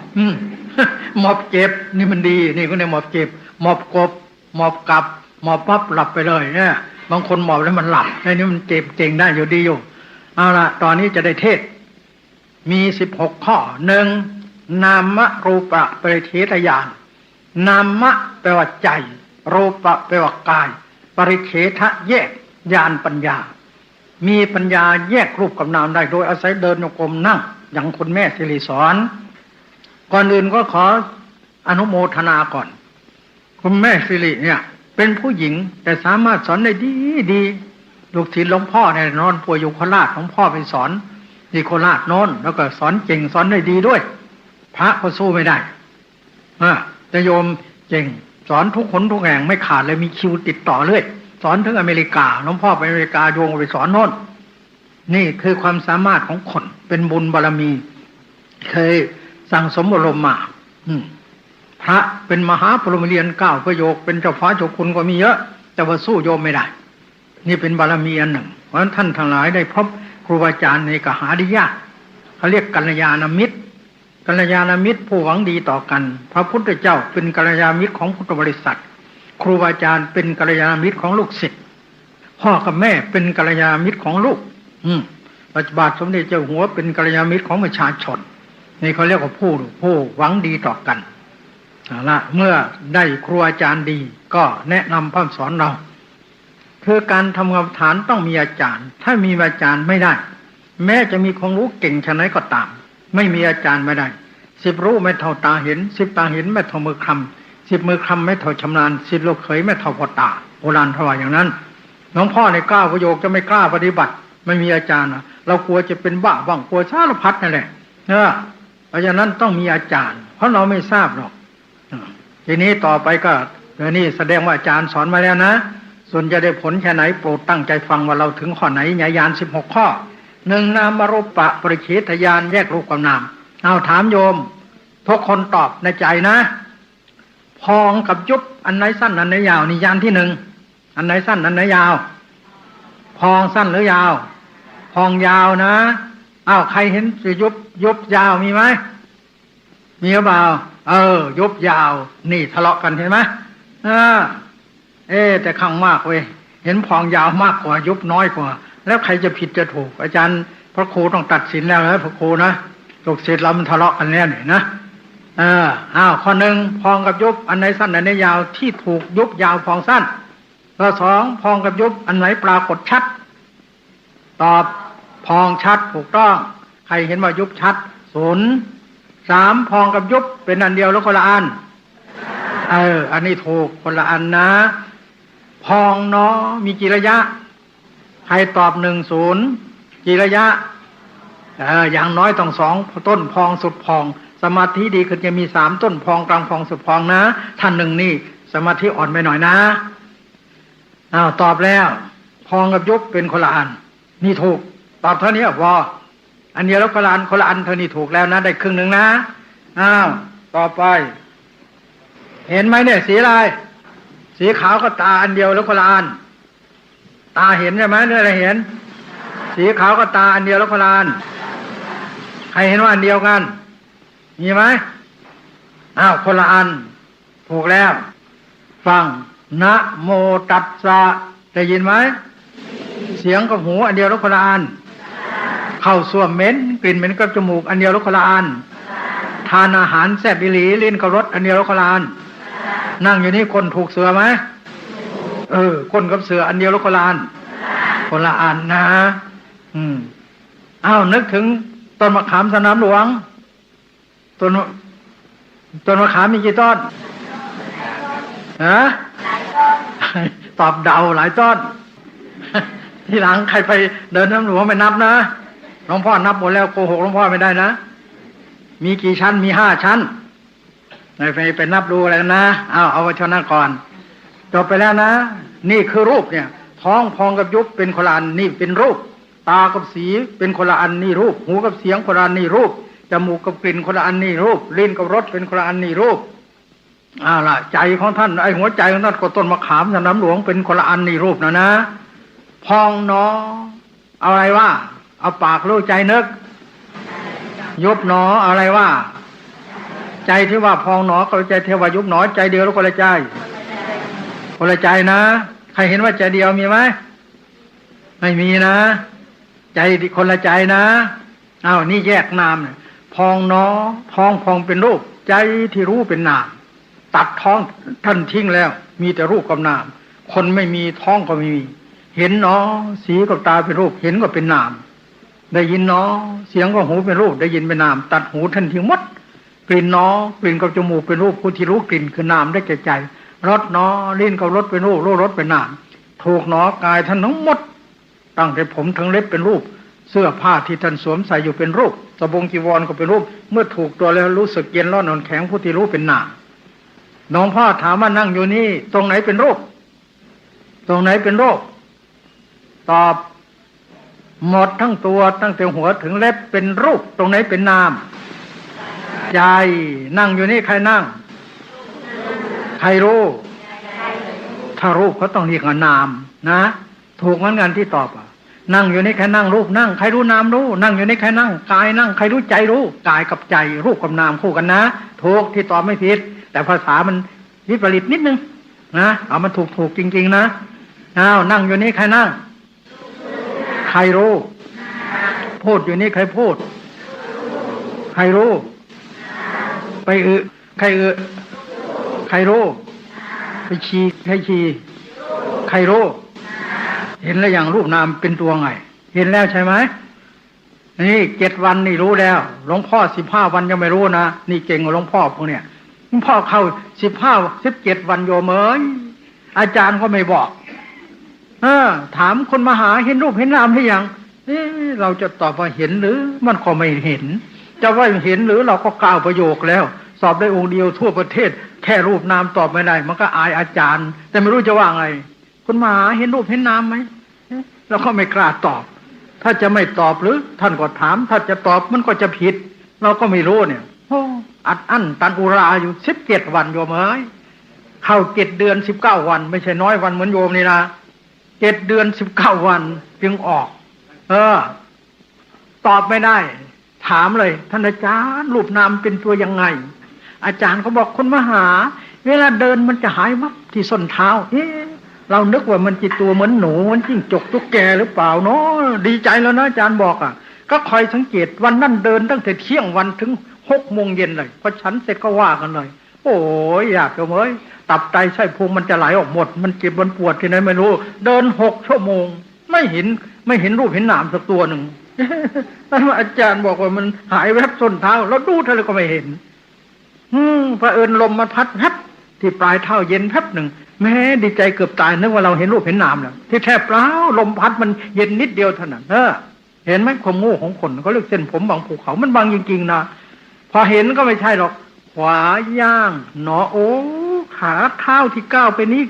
ก้าวเป็นรูปเป็นนามมันมีแต่รูปกับนามไม่มีสัตว์ไม่มีคนตัวตนเราเขาเลยแต่รู้เฉพาะขาแต่เข่าเข่าของเราไม่เป็นไรเอาเราเข้ามาอีกแล้วนี่มันไม่หมดพอเห็นอย่างงี้เข่าก็เป็นรูปผู้ที่รู้มันกระดกกระดิกก็เป็นนามโคนขาอย่างของเราอีกแล้วมันไม่หมดพอเห็นหมดนี่ก็เป็นรูปนี่ก็เป็นนามหมดทั้งตัวโล่งเลยโอ้รูปนามก็คือกายกับใจตั้งแต่ผมถึงเล็บนี่แหละจะทำอะไรมีแต่รูปกับนามเท่านั้นจะพลิกจะยกมีแต่รูปแต่นามจะคู่จะเหยียดมีแต่รูปแต่นามทั้งนั้นข้อเท็จจริงมันเป็นอย่างนี้แต่เมื่อก่อนเราเห็นว่าเป็นเราขาของเราแขนของเรามือของเราถึงจะรู้ว่ารูปนามก็จำตำรามาไม่ใช่เห็นจริงกิเลสมันจึงไม่ออกเพราะฉะนั้นอันนี้สำคัญมากคำว่ารูปกับนามนี่เป็นปัญญาขั้นต้นในพระศาสนาแต่ท่านต้องเข้าใจให้ถูกเมื่อท่านสมมุติว่าท่านกลับไปบ้านใครมีผมมีแฟนใครมีลูกมีหลานสมมุติผมมีแฟนถามน้องมาแล้วเหรือเฮ้ยไม่ใช่น้องมีแต่ลูกกับนามไม่ใช่พูดอย่างนั้นนะถ้าเขาถามน้องมาแล้วเหรือพี่น้องมาแล้วแต่ในใจน้องต้องรู้ถึงแม้แฟนเราเขาเรียกว่าเราเป็นน้องก็จริงที่แท้นี้ก็คือรูปกับนามนั่นก็คือรูปกับนามรู้ในใจไม่ใช่ไปโฆษณาให้ใครทราบนะท่านลองสวดสิสวากขาโตภควตาธัมโมพระธรรมอันสมเด็จพระวิวากตรัสไว้ดีแล้วสันทิฏฐิโกอันผู้ปฏิบัติเห็นได้เองโอเอหิปติโกเชิญให้มาพิสูจน์ได้โอปัญญีน้องทำไมตัวเราได้ปัจจัตตังเวทิตโพวินโยหิอันผู้รู้ทั้งหลายวินโยหิอันผู้รู้ทั้งหลายเวทิตโพพึงรู้ปัจจัตตังโดยเฉพาะไม่ใช่เอาไปโฆษณาให้คนอื่นคนโน้นทราบนะพระพุทธเจ้าจึงไม่ให้อวดใครไม่ได้สำเร็จแล้วไปอวดไม่ได้ถ้าได้สำเร็จอวดว่าตัวได้สำเร็จปรับอาบัติถ้าไม่ได้อวดผ่าจากเป็นพระเลยนักนะไม่ใช่เล่นนะสมมติพระนี่ไม่ได้มรรคไม่ได้ผลบัตรตัวได้ข้าพเจ้าได้ฌานข้าพเจ้าได้วิโมกข์ข้าพเจ้าได้สมาบัติฌานังวาวิวของวาสมาติงวาสมาธิงวาพลังวามรรคังวาอัตถมโนโหติสักกวิโยไม่ใช่พระขาดหมดแล้วศีลธรรมไม่ใช่เล่นนะแต่ถ้าไปอวดกันไม่ได้ก็ไม่ให้บอกไม่ได้ก็ไปอวดยิ่งขาดจากเป็นพระเพราะฉะนั้นอันนี้เหมือนกันท่านได้แล้วสมมติท่านปฏิบัติดีแล้วจะไปอวดเขาก็ไม่ได้ให้รู้เฉพาะตัวแค่รูปกับนามก็เหมือนกันต้องระมัดระวังให้มากอันนี้เป็นญาณที่1จบแล้วนะนามรูปะปริเฉทญาณแยกรูปและนามออกจากกันได้ทุกคนทราบแล้วเข้าใจว่ามีแล้วรู้แล้วแต่ปฏิบัติจริงๆเอาแค่ว่าพองและยุบเป็นอันเดียวแล้วคนละอันถูกแล้วนอกนั้นไม่สำคัญใจที่กำหนดพองและยุบใจเดียวแล้วคนละใจเท่านี้ถูกหมดแล้วหมดแล้วในญาณที่1ที่ในญาณที่2ที่เนี่ยเมื่อท่านรู้รูปและนามแล้วในตัวของท่านมี2ท่านนั้นจะอยู่ทั้งวันก็มีเท่านี้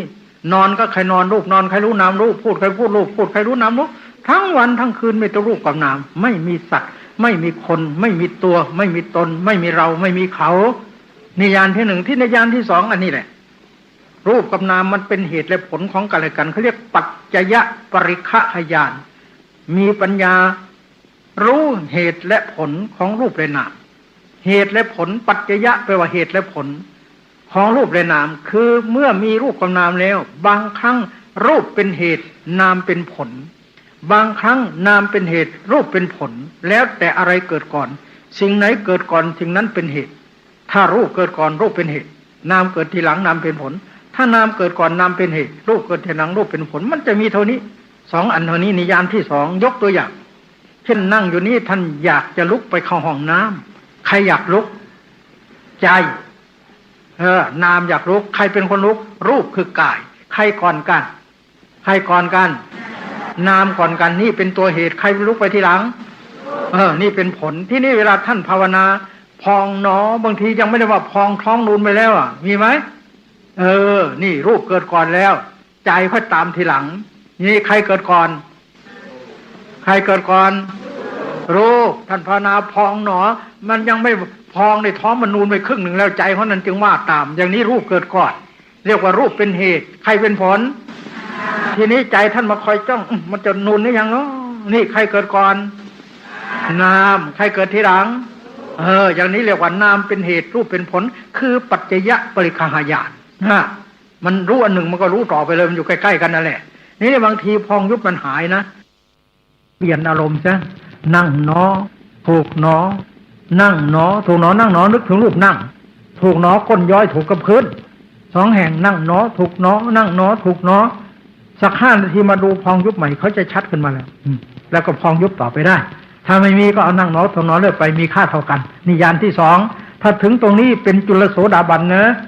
ถึงตรงนี้เป็นจุลโสดาบันในวิสุทธิมรรคหลักสูตรประโยค8ประโยค9ภาค3หน้า229ท่านกล่าวว่าอิมินาปนัญญานีนะสมนาคโตวิปัสสโกพุทธศาสเนรัตถสาโสรัตถปฏิโทนิยปฏิโกจุลโสตาปโนนามโหติจริงโยผู้เจริญวิปัสสนาถึงญาณที่สองคือปัจจยปริฆะญาณนี่แล้วพุทธศาสเนรัตถสาโสได้ความเบาอกเบาใจในพระพุทธศาสนาพุทธศาสเนรัตถปฏิโทได้ที่พึงที่ระลึกในพระพุทธศาสนานิยคติโกมีคติอันเที่ยงทันรักษาไว้ได้ตายไม่ตกนรกมีหวังเป็นพระโสดาบัน 100%แต่ต้องรักษาให้ดีอย่าประมาทจุลโสตาปโนนามะชื่อว่าเป็นจุลโสดาบันจุลละเปลวน้อยโสตากระแสอาปณะเข้าถึงกระแสนิพพานน้อยดีอยู่นี่จุลโสดาบันยังไม่ใช่มัชฌิมะแต่ถึงญาณ4ญาณ5 6 7เป็นมัชฌิมะถึงมรรคญาณเป็นอุตตมะแล้วสูงแล้วนะนี่ญาณที่2จบแล้วนะญาณที่3ที่เนี่ยเรียกว่าสัมมสนญาณพิจารณารูปนามเป็นอนิจจังทุกขังอนัตตามี4อย่าง1กลาปะสัมมสนนัยกลาแปลว่าฟ้อนนึกถึงฟ้อนกลาเป็นฟ้อนข้าวที่เขามัดเป็นฟ้อนนั่นแหละตากแดดไว้แล้วก็เอาไม้เหลาเสียบกับแบกเข้าไปสู่รามโซลานนั่นเขาเรียกกลาบแปลว่าฟ้อนทีนี้ร่างกายเราเหมือนกันเนี่ยเรานึกถึงร่างกายพอนั่งไปโอ้ร่างกายเรานี่ไม่มีอะไรดีเนาะมีแต่อนิจจังทุกขังตาอย่างนี้ก็ใช่นี่อยู่ในญาณที่3หรือนั่งนึกไปเห็นคนอื่นเขาตายโอ้เขาเผาศพคนนั้นคนนี้เราบางทีเราก็มีโอกาสได้ไปเผาถือธูปถือดอกไม้จันทร์ไปเผาเราก็เหมือนกันเนาะยถาอีทังตถาอีตังร่างเขาชั้นใดของเราก็ชั้นนั้นอนิจจังมันไม่เที่ยงจริงๆเนาะอย่างนี้ก็ใช่เขาเรียกกินตายานอยู่ในญาณที่3อย่างอ่อนนี่เขาเรียกรูปกลาบ2อัฏฐานะสัมมสนัยพิจารณาการไกลๆอย่างท่านทั้งหลายนี่มานั่งอยู่นี่โตแล้วนึกถึงเมื่อท่านเป็นเด็กเคยไปวิ่งเล่นแก้ผ้าแก้สิ้นขี่ล้องวัวล้องควายหรือไปหยอกเล่นอยู่ที่ไหนท่านนึกถึงภาพเก่าๆตั้งแต่เป็นเด็กเดี๋ยวนี้หายหมดแล้วมาเป็นพ่อคนแม่คนมาเป็นหนุ่มเป็นสาวรูปนั้นมันไปไหนตายไปหมดแล้วนี่ก็คืออนิจจังทุกขังอนัตตาอย่างนี้ก็ใช่อยู่ในญาณที่3อย่างอ่อนข้อที่3สันตติสัมมสนานัยเมื่อวานนี้มันร้อนจังเลยแต่วันนี้อากาศเย็นฝนตกเมื่อคืนเนี่ยร้อนหายไปเย็นเกิดขึ้นอย่างนี้ก็ใช่เป็นสันตติสัมมาเป็นสันตติสัมมสนานัยคณะสัมมสนานัยพองเนาะดับแล้วยุบเนาะดับแล้วแม่เมื่อกี้นี่หลวงพ่อปุ๊บแม่ดับแล้วนี่อนิจจังทุกขังตาพองเนาะอนิจจังทุกขังตายุบเนาะอนิจจังทุกขังตาขวาย่างเนาะมีแต่อนิจจังทุกขังตาเขี้ยวเนาะอนิจจังทุกขังตาทั้งนั้น เอ็นว่าก็อนิจจังทุกขังตาไปข้างหน้าข้างหลังก็มีอนิจจังทุกขังตาอย่างนี้ก็ใช่เขาเรียกว่าคณะสัมมัสสนานัยก็อยู่ในยานที่3อย่างอ่อนที่นี่เมื่อยานที่3มันแก่กล้าขึ้นมามันจะเกิดอุปกิเลสขึ้นมา10ข้อ1โอภาสแปลว่าแสงสว่างตรงนี้สำคัญนั่งกำหนดพองนอนแสงสว่างแวบเหมือนหิ่งห้อยก็มีเหมือนไฟฉายก็มีเหมือนตารถยนต์รถไฟเจอแล้วแต่สมาธิถึงตรงนี้อาจารย์ทั้งหลายแหละเข้าใจว่าเป็นปัญญาแล้วบางอาจารย์เขาจะเข้าใจว่าโอ้นี่ในดวงตาเห็นธรรมแล้วบางอาจารย์ก็จะออกปากว่านี่แหละธรรมกายแล้วเนี่ยนี่บางอาจารย์ก็นี่แหละดวงปฐมมรรคแล้วเนี่ยนี่แหละดวงธรรมบางอาจารย์ก็นี่แหละมโนมยิทธิเนี่ยบางอาจารย์ก็ว่าได้ผลแล้วสำเร็จแล้วดีแล้วธรรมจักขุงอุตตปาธิญาณังอุตตปาธิดวงตาเห็นธรรมเกิดแล้วญาณเกิดแล้วอาโลโกอุตตปาธิแสงสว่างเกิดขึ้นแล้วก็นึกว่าตัวถูกแล้วนี่โดยมากจะติดตรงนี้ที่จริงเป็นโอภาสแปลว่าอุปกิเลสข้อที่1ใน10ข้อเกิดขึ้นในญาณนี้ทีนี้บางคนไม่มี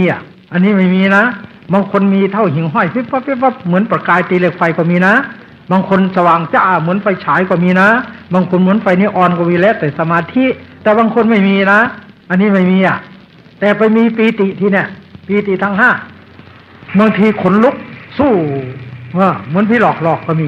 นั่นก็ใช่ญาณ3แต่บางทีคันยุบยิบเหมือนตัวอะไรมันมาเล่นไฟเนี่ยตัวเล็กๆกับมันตกมาตรงนี้คันยุบยิบนั่นก็ใช่ญาณที่3เขาเรียกปีติบางทีก็น้ำตาไหลซึมออกมาก็มีนี่เขาเรียกว่าปีติเหมือนกันบางทีก็ตัวโยกไปโยกมาโยกช้าๆโยกไปโยกมาบางทีโยกไปโยกมาบางทีสั่นนี่อกนิกาตีสั่นมากเหมือนผีเข้าก็มีนี่บางคนไม่มีสั่นมันจะอ้วกออกมาทีนี้มันขึ้นเห็นอาเจียนบางคนอ้วกออกมาเลยเขาสำรอกอันนี้ก็ใช่เป็นลักษณะของปีติบางคนตัวเบานั่งเห็นมันจะลอยขึ้นก็มีบางคนรู้สึกสู้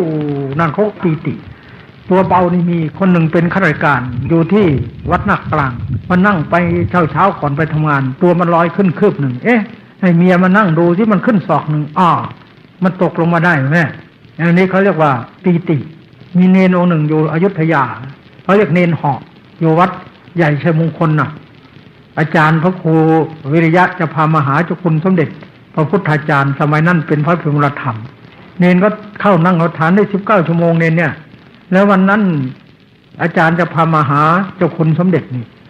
เนนก็ดีใจลุกแต่ตี 4เดินนั่งกรรมฐาน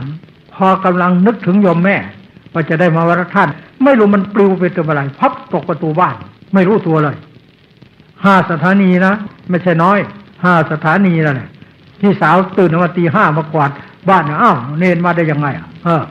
ตกลงเวลากลับไม่ต้องเหาะแล้วขี่รถไฟกลับมันไปไม่ได้มันเสื่อมแล้วนั่นมันเป็นไม่ได้แต่คนหนึ่งอยู่บนนั่งเอาฐานไปตัวลอยไปยังอยู่ในบ้านมันเป็นติดยุคคือนั่นอยู่คือบ้านลงไม่ได้ลูกสาวต้องบันไดมาเกยให้พ่อลงในมีว่างั้นอย่างนี้มีเขาเรียกปีติสมัยพระเจ้าเหาะขึ้นไปจิตทั่วลำตาลเช่นนั่นมหากบินบ้างสันตติม้าหมาดเหาะขึ้นไปจิตทั่วลำตาลมาลงกราบพระพุทธเจ้าได้แล้วมีองค์หนึ่งลูกศิษย์หลวงพ่อมหานิพัฒน์เรียน6 ประโยคตอนนั้นหลวงพ่อยังไม่ออกเขาออกก่อนเขาไปถ้ำบัวแดงทางชัยภูมิเนี่ยนั่งพุทโธมันก็ไม่ไปไหนเรามันเป็นอย่างไรเนาะอยากไปเฝ้าพุทธทาสจะเหาะไปเฝ้าพุทธทาสไม่ค้อนไม่โดลงไปนี้อยู่ในเหวเนี่ยจะก็ไปนั่งอยู่ตรงนี้กับพนาพุทโธนึกจะเหาะไปเฝ้าพุทธทาสพอโดดปุ๊บมันลงเหวไม่เหาะขึ้นฟ้าแล้วเนี่ยเหาะอย่างนี้มันก็มีนั่นมันไปจิตมันวิปริตไปเลยต้องเอาโซ่ผูกกล้ามไว้นั่งเห็นแต่หมาแม่ถ้าผมตายคงจะเกิดเป็นหมาแกว่านั่นคือมหานิพัฒน์เป็นหายดีแล้วแหละนั่นเป็นรับเดียวขนั้นบวชเป็นพระอยู่ในศึกไปมีลูกมีเมียแล้วทำงานทางที่ดินอะไรไม่รู้นี่จิตนี่มันเกิดขึ้นได้นะนี่ญาณที่3นะโอภาสปีติปัสสัทธิที่เนี่ยบางคนไม่มีปัสสัทธิจิตเจตสิกสงบมีฝรั่งมาเข้าปฏิบัติกับหลวงพ่อเดี๋ยวนี้ก็ยังมีอยู่หลายองค์เพิ่งบินมาก็มีจะมาบวชพอเขานั่งไปท่านอาจารย์ครับผมตั้งแต่มานั่งในกิเลสผมไม่ออกมาเลยครับแม่ผมกลัวมันจะหมดผมยังเสียดายอยู่ยังห่วงอยู่ยังรักสวยรักงามอยากจะสนุกอยู่นั่นกลัวกิเลสจะหมดเธอมันหมดง่ายหรอก มันอยู่หลายพันกระบุงโยปฏิบัติไปเถอะนี่เขาเรียกปัจสัทธิแต่ถึงตรงนี้นะแก้คนให้ดีเลยลูกดื้อว่ายากสอนยากเด็กไม่เอาทานเลี้ยงซื้อไม่เก่งถึงตรงนี้มันจะหายนะคนติดเหล้าเมาสุราถึงตรงนี้หายมันจะเห็นเลยทีเนี้ยโอ้ยเราเนี่ยแต่ก่อนมันไกลทำมาเหลือเกินเนาะจิตมันจะเกิดสังเวชสลดใจเราเลิกจากกันทำความชั่วมาถึงตรงนี้เป็นส่วนมากนะแต่เป็นนักโทษก็เลิกแต่เป็นติดสุรายาเมาก็เลิกแต่เป็นลูกเกเรก็เลิกคนที่เรียนไม่ดื้อหนังสือไม่เก่งสมองดีจำแม่นพอถึงตรงนี้นะนี่ปัจสัทธิเป็นข้อที่3ข้อที่4โอภาสปีติปัสสัทธิบางทีก็เกิดศรัทธาบางคนโอ้ยเกิดศรัทธามากแม้อยากจะให้สำนักกรรมฐานเจริญอยากให้คนมาเข้ากรรมฐานมากๆพูดมากคุยมากอยากเล่าใครมาหาก็เล่าฟังดีอย่างนั้นดีอย่างนี้ชวนเขาให้มาเนี่ยบางทีมีเงินก็อยากบริจาคทำบุญทำกุศลถ้าไม่ได้ทำก็โอ้ยหงุดหงิดใจเห็นโยมคนหนึ่งโน่นอาจารย์เขาอยู่จังหวัดตากโน่นลูกมาเข้ากรรมฐานหาว่าอาจารย์นี่ดีอย่างโน้นอย่างนี้อยากจะเอาเงินบริจาคร้องห่มร้องไห้อยากไปนี่จิตมันเกิดขึ้นเขาเรียกว่าศรัทธาเวลาปฏิบัติไม่ใช่ของดีเป็นภัยต้องกำหนดให้หายไปโลภะในโอกาสบางคนก็เกิดอธิโมกข์คือความขยันที่เนี่ยโอ้ยตั้งใจเอาจริงเอาจังไม่หลับไม่นอนน้องพ่อเคยเห็นมีองค์หนึ่งชื่อพระโชติมาปฏิบัติด้วยกันมาปฏิบัติขยันไม่หลับไม่นอนกลางคืนนะโอ้ยเดินทั้งคืนเลยทีเนี่ยมันเดินได้แต่ความเพียรแต่สติมันขาดพอถึงตี 4เท่านั้นแหละตีฝาตึงตังเลยนี่มันอะไรกันเนี่ยประเดี๋ยวเอาหมอนมาถวายหลวงพ่อดีใจที่ตอนไหนเข้ากรรมฐานอยู่ตรงนี้ประเดี๋ยวตี 4พระผมข้ามไปวัดระฆังหน่อยไปทำไมล่ะเขานอนกันหมดแล้วนี่จิตตรงนี้สำคัญนะอันนี้มันได้แต่ความเพียรสติมันขาดได้แต่วิริยะตัวเดียวเร่งไม่ได้ตอนเนี้ยประเดี๋ยวมันจะเป็นบอสลาไม่โทอันนี้ต้องซื้อโซมาลามขาไว้แล้วคนเนี้ยชื่อว่าพระโชตินี่เป็นไปได้เพราะมันผิดตัวทำผิดไม่ใช่นะธรรมะมันผิดทำจะเอาแต่ขยันอย่างเดียวจึงเป็นอุปกิเลสพระเจ้าเรียกว่าวิปัสสนูปกิเลสสิ่งที่ควรให้วิปัสสนาสมองนี่เป็นอีกข้อหนึ่งเรียกว่าปัคคาหะความเพียรทีนี้ข้อต่อไปอุปทานะสติมันเกินคือสตินึกถึงเหตุการณ์เก่าๆพอนั่งพองหนอแป๊บมันออกไปคิดแล้วโอ้ยเมื่อก่อนเราเป็นเด็กไปอยู่ตรงนั้นเหตุต่างๆที่ลืมมันนึกได้ถึงตอนเนี้ยนี่เขาเรียกสติเกินหรือถึงเรื่องเก่าๆที่เลยมาแล้วเหตุการณ์เก่าๆลืมแล้วก็นึกมาได้นั่นเป็นอดีตเป็นอนาคตทิ้งปัจจุบันเป็นอุปสรรคไม่เอาเหมือนกันทีนี้ต่อไปญาณคนที่เคยปฏิบัติเคยเรียนอภิธรรมพวกนี้สอนยากถ้าเรียนอภิธรรมต้องวางถ้าไม่เรียนอภิธรรมไม่เป็นไรถ้าเรียนอภิธรรมหรือผู้ที่เคยเรียนนักธรรมเป็นมหาปรมาจารย์เรียนได้นักธรรมตรีโทเอกพวกนี้สอนยากสกออกไปแล้วถ้าสมมติสอนโยม 4,000 คนนะโยม 4,000 พระ 4,000 แล้วก็ผู้ชาย 4,000 นี่จะได้โยมผู้หญิงได้ก่อนหมดเลยโดยมากแต่ว่าโยมผู้ชายเป็นที่2พระเป็นที่3หมายความได้ยากคือพระนี่มันเรียนมันรู้เวลาพูดไปชอบเอาปริยัติออกมาผู้ที่เรียนอภิธรรมผู้ที่สอบนักธรรมตรีโทเอกอะไรเคยมีพื้นความรู้บ้างเอาไปเทียบเคียงกันเช่นเวลานั่งไปพองยุบพองกับยุบพองเป็นรูปเป็นนามมันไม่มีสัตว์มีคนตัวตนเราเขาเนาะโอ้ยพระพุทธเจ้าเทศสอนพระโมคคัลลานะมันจริงเนาะนี่ถ้าเรียนพุทธประวัติมันจะนึกถึงแล้วสุญญโตโลกังโมคคัลลชะดูก่อนโมคคัลลาเธอจงพิจารณาเห็นโลกโดยความเป็นของศูนย์เป็นของว่างของเปล่าถอนอัตตานุทิฏฐิคือความต่ำให้น้อยเป็นตัวเป็นตนเสียได้ต่อแต่นั้นพญามัจจุราชไปจำแต่โอ้ยมันจริงเนาะไปวิพากษ์วิจารณ์เสียเวลาจริงญาณก็ไม่ขึ้นเพราะฉะนั้นสอนคนที่รู้นี่สอนยากสอนคนโง่สอนง่ายนะอาจารย์หลวงพ่อเจ้าคุณมานาคุณมหาถ้าให้อาจารย์เก็บเงินจากคนรู้มากอาจารย์เก็บ12 บาทถ้าใครไม่รู้อาจารย์เก็บ6 บาททำไมอาจารย์ว่าอย่างนั้นไม่ได้คนรู้มากมันสู้ครูท่านว่าน่ะเราก็ยังไม่รู้ลึกว่าท่านด่าเราก้าวประโยคแล้วมันสู้ครูมันจะถูกเราหรือเปล่าจริงเวลาหลวงพ่อมาเป็นครูสอนโอ้ยถ้าคนไหนเรียนมามากสอบยากเอาปริยัติมาต้องครูต้องบอกไว้มีโยมชื่อโยมคลิปผมนั่งจะเรียนในพิธรรมพับแหมผมนั่งไปยาน1เป็นนั่นยาน2เป็นนั่นยาน3เป็นนั่นชั้น1ชั้น2ชั้น3โอ้ยนั่งไปบนพรหมโลกน่ะตายแล้วโยมเมื่อวานนี้หลวงพ่อสอบโยมมาถึงยาน3เท่านั้นทำไมจะไปอย่างนั้นล่ะนี่โยมเอากินตายานเอาปริยัติมาไม่เอาเดี๋ยว ดูเอาเลยน้ำตาร่วงไปทำไมพรุ่งนี้วันรุ่งเช้ามาขอโทษนั่นนี่วิปัสสนึกคือมันจำได้ก็นึกไปเรื่อยตัวก็เพลินไปนึกว่ามันถูกที่จริงเป็นวิปัสสนึกจิตมันนึกถึงความรู้ที่จำมามันเป็นอย่างนั้นเป็นอย่างนั้นสวรรค์มีเท่านั้นนรกมีเท่านั้นนรกมี8 ขุมที่1ที่2 3 4 5เป็นนั้นมันก็สร้างขึ้นมาแล้วนี่โอ้ยคนนั้นตกนรกป๋อมแปมมันคิดเอาเองนี่เขาเรียกวิปัสสนึกเพราะฉะนั้นช้าถึงตัวเนี้ยคนไม่รู้นะง่ายวิธีเอากิเลสออกกับอันนั้นนี่ต่างกันนะหลวงพ่อเข้าใจผิดเหมือนกันนึกว่าต้องเรียนให้มันรู้ซะก่อนปฏิบัติจะง่ายเปล่าไม่ใช่คนไม่รู้เลยปฏิบัติง่ายแล้วไปเรียนปริยัติทีหลังจึงเข้าใจถ้าไปเรียนซะก่อนมาปฏิบัติโอ้โหโดยมากมันยากอดวิจารณ์ไม่ได้พองเป็นรูปจุ๊บเป็นรูปเห็นน้ำนี่รูปน้ำทำไมมันไม่ตรงกับปริยัติเรียนมาอย่างนั้นแน่ชอบไปเทียบเคียงกันใช่แล้วมันจึงช้าภาษาลิบุตรนะมีคนรู้มากช้าพระโมคคัลลารู้ไม่มากไวธรรมดาต้องเป็นอย่างนั้นนะนี่ญาณที่3ยังไม่จบเกิดสติขึ้นมาแล้วญาณขึ้นมาแล้วที่นุเบกขาบางคนพอไปถึงญาณนี้มันใจเฉยใจลอยพองหนอยุบหนอพองยุบเงียบเดี๋ยวใจมันออกไปเที่ยวแล้วไปเที่ยวที่ไหนพอมันกลับเข้ามาสปงโอปุ๊บลงไปมันเผลอไปแล้วนึกว่าตัวนี่เหมือนกับเป็นพระหันแล้วเสียงอะไรก็ไม่ยินดียินร้ายแล้วแต่เธอนั่งเฉยพองยุบมีบ้างไม่มีบ้างจิตมันก็หนีไปเที่ยวเพลินไปเห็นป่าเห็นภูเขาเห็นน้ำเห็นอะไรเห็นไปตัวก็นั่งเพลินไม่รู้สึกเวทนานี่ก็เรียกว่าเบกขาใจลอยเข้าไปแล้วเวลาจิตเข้าภวังค์สงบวบลงไปตาใสแจ๋วขึ้นมาอีกนี่เรียกว่าเวกขาแล้วบางคนก็มีนิกันติความใคร่ที่เนี่ยนั่งพองเนาะยุบเนาะโอ้ยไปเห็นโน่นไปเห็นป่าเห็นภูเขาเห็นน้ำเห็นมันทันดูเชียงใหม่หลวงพ่อไปเทศน์วิญญาณผู้หญิงคนหนึ่งเป็นคนจีนพอนั่งไปลงไปงู2 ตัวลุยมาจะกัดร้องสุดเสียงลุกขึ้นวิ่งเลยนั่นนิมิตเคยตีงูตายเมื่อเป็นสาวอายุ75 ปีมานั่งกำนวลมันมาแล้วทีนี้อันนี้เขาเรียกว่านิมิตมันเข้ามาทำให้จิตใจของผู้นั้นให้กรรมฐานรั่ว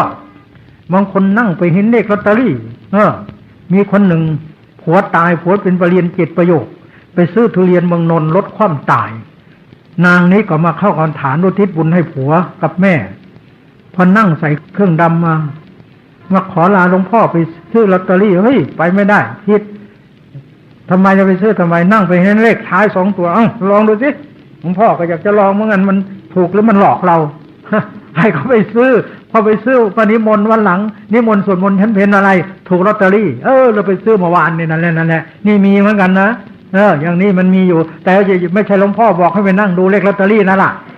เข้าใจผิดประเดี๋ยวไปนั่งคิดไม่ได้โลภะมันเกิดแล้วมีอีกคนนึงนายพรหมกายจันทร์เป็นผู้แทนจังหวัดอุดรธานีมาติดคุกกับบางขวางหลวงพ่อไปสอนบางขวางนี่อาจารย์นี่ก็ไปด้วยกันชัดนี่ไปสอนบางขวางด้วยกันนั่นแหละทีนี้นายพรหมกายจันทร์นี่แกออกแล้วไปอยู่นอกอุดร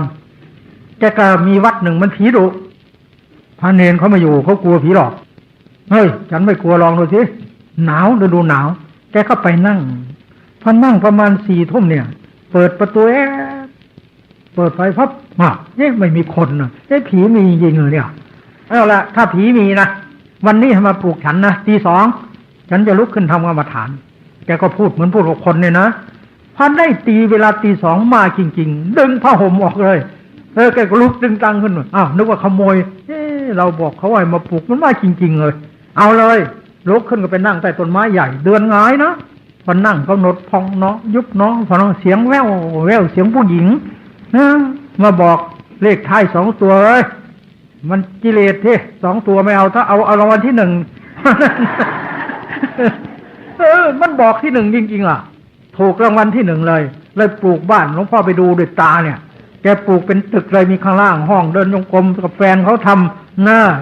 อย่างนี้มีนะแต่ไม่ใช่จะไปพักกันซื้อลอตเตอรี่ละอันนี้เขามันบุญของเขามีเขาเลยปลูกบ้านหลวงพ่อเขาไปดูกับเจ้าคุณราชติชยานเจ้าคุณราชสารเวทีพระวิทักษ์สารเขตพิเศษตระคุณเนี่ยไปดูเขาปลูกเป็นห้องกรรมฐานที่บ้านเขานะมีที่เดินจงกรมเสร็จแล้วเขาปลูกที่ไว้ตรงนี้ขุดสระไว้มีต้นกล้วยมีกอไผ่แล้วก็มีสระน้ำมีส้วมพระเขียนไว้เลยนี่มันมีงานอย่างเนี้ยแต่มันไม่สูงมันอยู่แค่ยาน3แต่กำลังดีโยนี่ยาน3นะนี่เขาเรียกนิมิต แต่บางคนไปเห็นเทวดานี่มีใครเห็นบ้างเนี่ยเทวดามีไหมมีโยมคนหนึ่งหลวงพ่อไปสอบแทนคุณเจริญศรีวันนั้นเขาไม่สบายนี่เขาก็สอนคันนี้กำลังสอนที่บ้านเขามีประมาณ60-70 คนเขาสอนที่บ้านเลยได้เริ่มวันที่22 23 24 25วันนี้ได้4 วันแล้ว26 27 28 29 30เข้า9 วันวันละ2 ชั่วโมงปฏิบัติจริงๆจะได้ผลดีเหมือนกันอันนั้นเทวดาผู้ชายคนหนึ่งเป็นคนจีนหลวงพ่อไปสอบเองเป็นไงโยมเห็นอะไรบ้างเห็นเทวดากำหนดไหมไม่กำหนดครับทำไมล่ะจะดูเทวดาดูทำไมเทวดาไม่ใส่เสื้อจะดูอะไรจะดูนมเทวดาไม่หายไปเสียเลยเสียดายจังเลยว่านั่นนี่อย่างนี้กรรมฐานรู้คงไปนึกถึงนั่นถึงที่เขามีรูปเทวดาอยู่ตามเมนเผาศพแกคงไปนึกถึงอย่างนั้นวันนี้มิตรมาเนี่ยนิมิตเป็นไปอย่างนี้นะพยานวิธีถูกต้องกำหนดเห็นหนอถ้า3 หนหายแสดงว่าสติสมาธิดีขึ้นถ้ากำหนดเห็นหนอหายช้าสติสมาธิอ่อนแก้อย่างไรลุกเดินองค์กรมใหม่สมาธิไม่พอเพราะมันเตือนบอกให้รู้ในระหว่างอาจารย์กับลูกศิษย์อาจารย์เห็นนี่เกิดหลวงพ่อวัดปากน้ำเวลาหลวงพ่อไปสอบหลวงพ่อทำมากี่ปี43 ปีไปถึงไหนถึงธรรมกายเป็นดีแล้วหลวงพ่อผมต่อถวายแล้วก็ให้เดิน30นั่ง30เวลาสอบเป็นไงหลวงพ่อวันนี้นั่งเป็นอะไรบ้างเห็นพระพุทธเจ้าจับมือถือแขนกันได้พูดกันได้คุยกันได้นี่ญาณ3เราก็รู้แล้วท่านก็ตอบไปตามเรื่องนั้นอารมณ์สมถะดีหลวงพ่อให้หลวงพ่อกำหนดเห็นนี่จะยกขึ้นสู่วิปัสสนาพอเห็น8 หนหายสมาธิอ่อนใช้ไม่ได้เราต้องเพิ่มให้เดิน40นั่ง40พอเดิน40นั่ง10พอสอบวันหลังเป็นไงหลวงพ่อเห็นพระสงฆ์เยอะ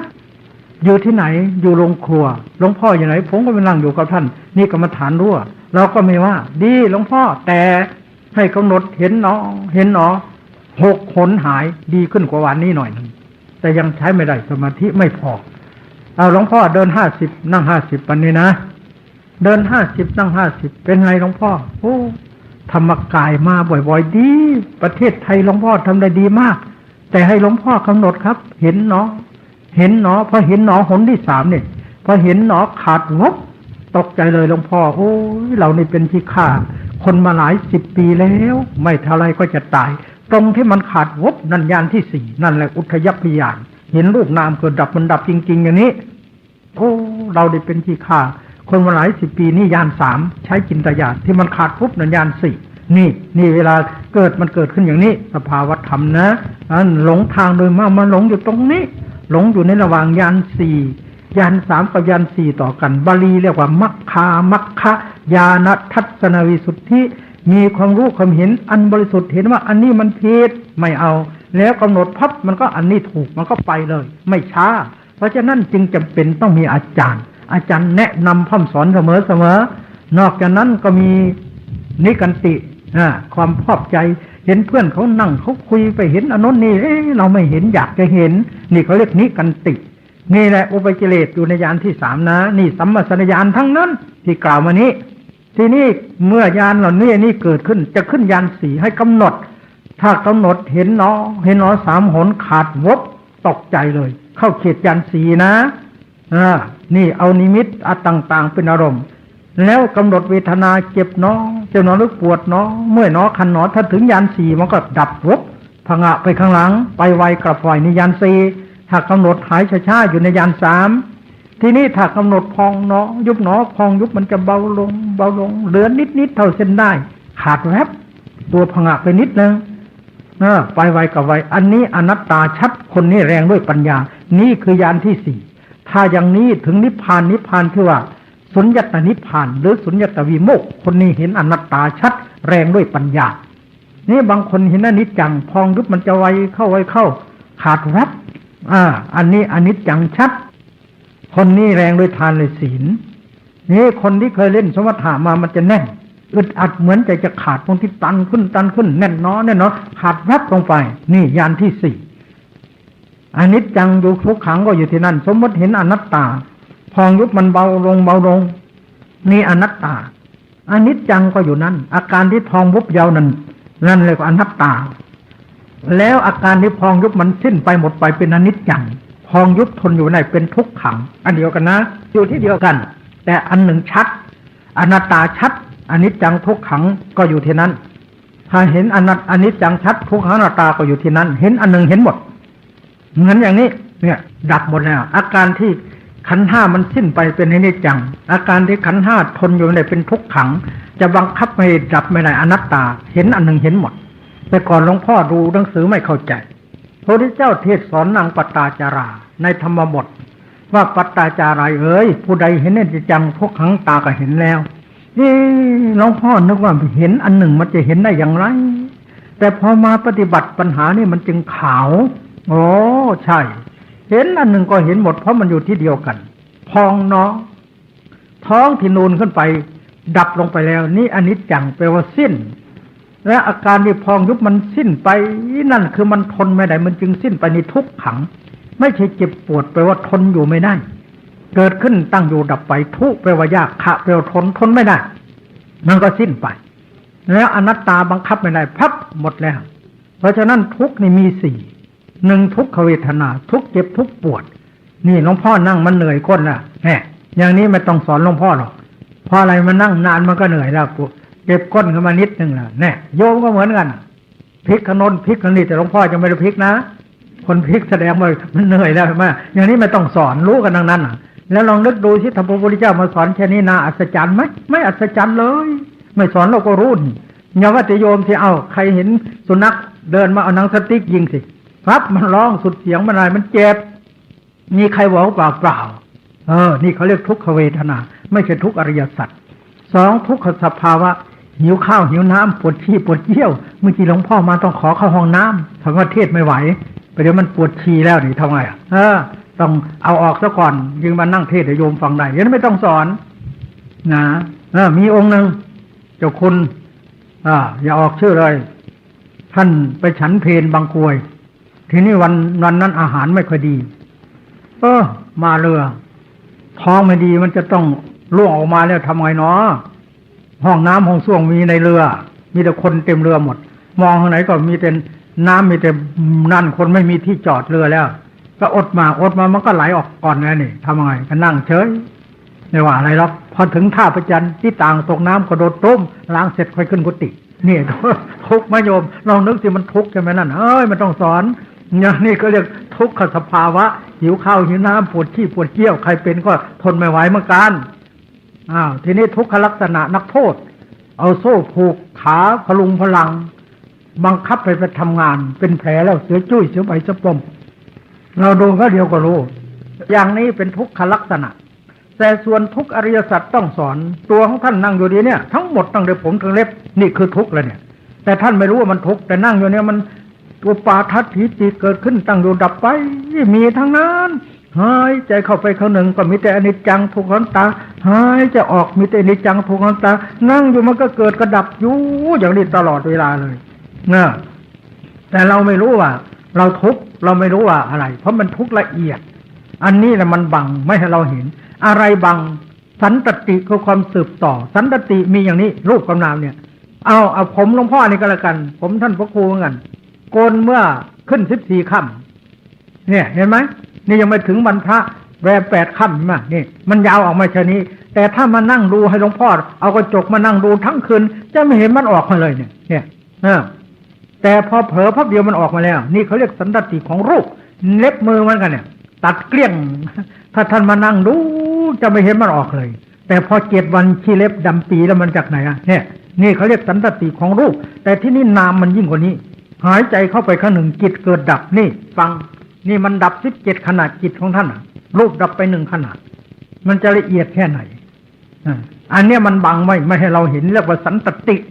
วิธีจะเห็นต้องเพิกกำหนดนี่คือเพิกพองหนอนี่เพิกยุบหนอนี่เพิกไปเพิกมามันจะก็ขาดงบตกใจเสียทีนึงเหมือนจอกมันอยู่ในน้ำอย่างนี้ผักตบชวาท่านแหวกปุ๊บมันก็เห็นน้ำใสปั๊บมันติดกันเนี่ยอันนี้เขาเรียกสันตติความสืบต่อต้องเพิกอันนี้จึงจะเห็นนักธรรมชั้นเอกไม่รู้เรื่องเลยสมเด็จพระเจ้าเขียนว่าอะไรบังไม่เห็นอนิจจังสันตติทำไมเห็นเพิกสันตติแต่วิธีเพิกไม่บอกเลยแล้วหลวงพ่อเองเรียนนักธรรมเอกก็ไม่เคยถามครู และครูก็ไม่เคยอธิบายเพราะเราไม่มีปัญญาที่จะถามแค่จำตำรามาก็พอแล้วครูก็เหมือนกันแล้วเรามากระจ่างชัดเมื่อเวลามาปฏิบัติปัญหานี่มันจึงจะแจ้งจึงจะชัดจึงจะเข้าใจอันนี้จังอันหนึ่งแล้วสันตตินี่อันหนึ่งทำไมปฏิบัติกินไม่ลงเข้าใจยากจบลงไปแล้วญาณสี่หมดแล้วนะนี่ตัวปัญญาเริ่มญาณสี่ถึงตรงนี้ทีนี้ญาณห้าตัวเบาท่านญาณสี่ของใครมีไหมตรวจให้ดีนะสันตติขาดวับเนี่ยมีไหมนี่ญาณสี่แต่ว่าระวังนะง่วงนอนคล้ายกันนะมันมี6อย่างโยม1ปีติเวลาเกิดความอิ่มใจมันสงบเหมือนกันนะอันนี้ญาณ3 2ปัสสัทธิจิตเจตสิกสงบสงบพบลงไปเหมือนกันนะนี่ญาณ3 1ปีติ2ปฏิ3สมาธิเวลามันดิ่งลงพบสงบไปเหมือนกันนะ4อุเบกขาเวลานั่งไปใจลอยไปคิดสนามหลวงไปคิดเที่ยวลงหนังหรือกีละครเวลาจิตเข้าภวังค์สงบพบลงไปเหมือนกันนะ5ง่วงนอนทีเนี่ยตัวหนักๆซึมๆค่อยก้มลงสะโพกครบตาใสแจ๋วขึ้นมานี่ง่วงนอนนะประเดี๋ยวจะไปตีคมมาหมดว่ามันเป็นรูปนามเกิดดับที่แท้มันหลับมันต้องระวังนะประเดี๋ยวไปหลอกอาจารย์ว่าดับเห็นดับไหมเห็นประเดี๋ยวไม่ใช่ต้องระวังมันดื้ออยู่ตรงนี้ญาณ3ญาณ4ต่อกันตรงนี้นะถ้าเยอะญาณ4แล้วสบายใครจะมีบุญต้องญาณ4ทีนี้พอถึงญาณ5ไม่ยากญาณ5ตัวเบามือซ่อนกันบางทีหายอันนี้ไม่ยากตอนกันหายบางทีนั่งอยู่อย่างเนี้ยแต่อากาศอย่างนี้ดีเนี่ยเวลานั่งมันลมพัดเนี่ยมันจะเกิดดับนั่งประเดี๋ยวครับประเดี๋ยวดับอากาศอย่างนี้ดีมากเวลาปฏิบัติใต้ต้นไม้แต่อะไรแล้วดีเอาในญาณ4ญาณ5ตัวเบามือซ้อนกันหายบางทีพอถึงถ้าเจอนงกรมขวาย่างหนอเหยียบลงไปน่ะมันไปชัดตอนเหยียบโน้นคล้ายๆนี่มันเหนียวมันติดดินนี่ก็มีถ้าพองหนอสุดพองมันชัดยุบหนอสุดยุบมันชัดถ้าธรรมดามันตัวเบานี่ญาณ5พอญาณ6มันจะลึกเสียวบางทีเด็กๆหนุ่มๆอย่างนี้ไวเราแทบก็ไม่ทันเวลาสอบพับมันไปไวถ้าคนเฒ่าคนแก่ใครจะหน่อยจะให้อาจารย์สอบสมมติจะให้อาจารย์พระครูไปเรียนเป็นอาจารย์กรรมฐานต้องให้สอบคนแก่ญาณมันขึ้นช้าหน่อยถ้าเด็กๆบางทีไม่ทันมันไวถ้าสอบคนแก่ๆแล้วบางทีไปช้าๆแต่ละญาณมันชัดนี่ญาณ4เกิดพับญาณ5 6นี่เสียวรู้สึกหวาดกลัวบางทีถ้าเป็นเด็กบางทีร้องมันเคยเห็นล่ะมันตกใจกลัวแต่ไปไวเด็กไปไวกว่าผู้ใหญ่ทีนี้ญาณ7ทีเนี่ยญาณ7เวทนาประเดี๋ยวเจ็บประเดี๋ยวปวดประเดี๋ยวเมื่อยประเดี๋ยวเป็นโรค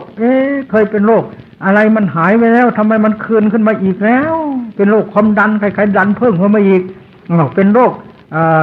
กระเพาะคล้ายๆกระเพาะอักเสบขึ้นมาอีกแล้วเป็นโรคลิ้นสีดวงลิ้นสีดวงออกมาอีกแล้วเหมือนมันเพิ่มขึ้นมาอีกที่จริง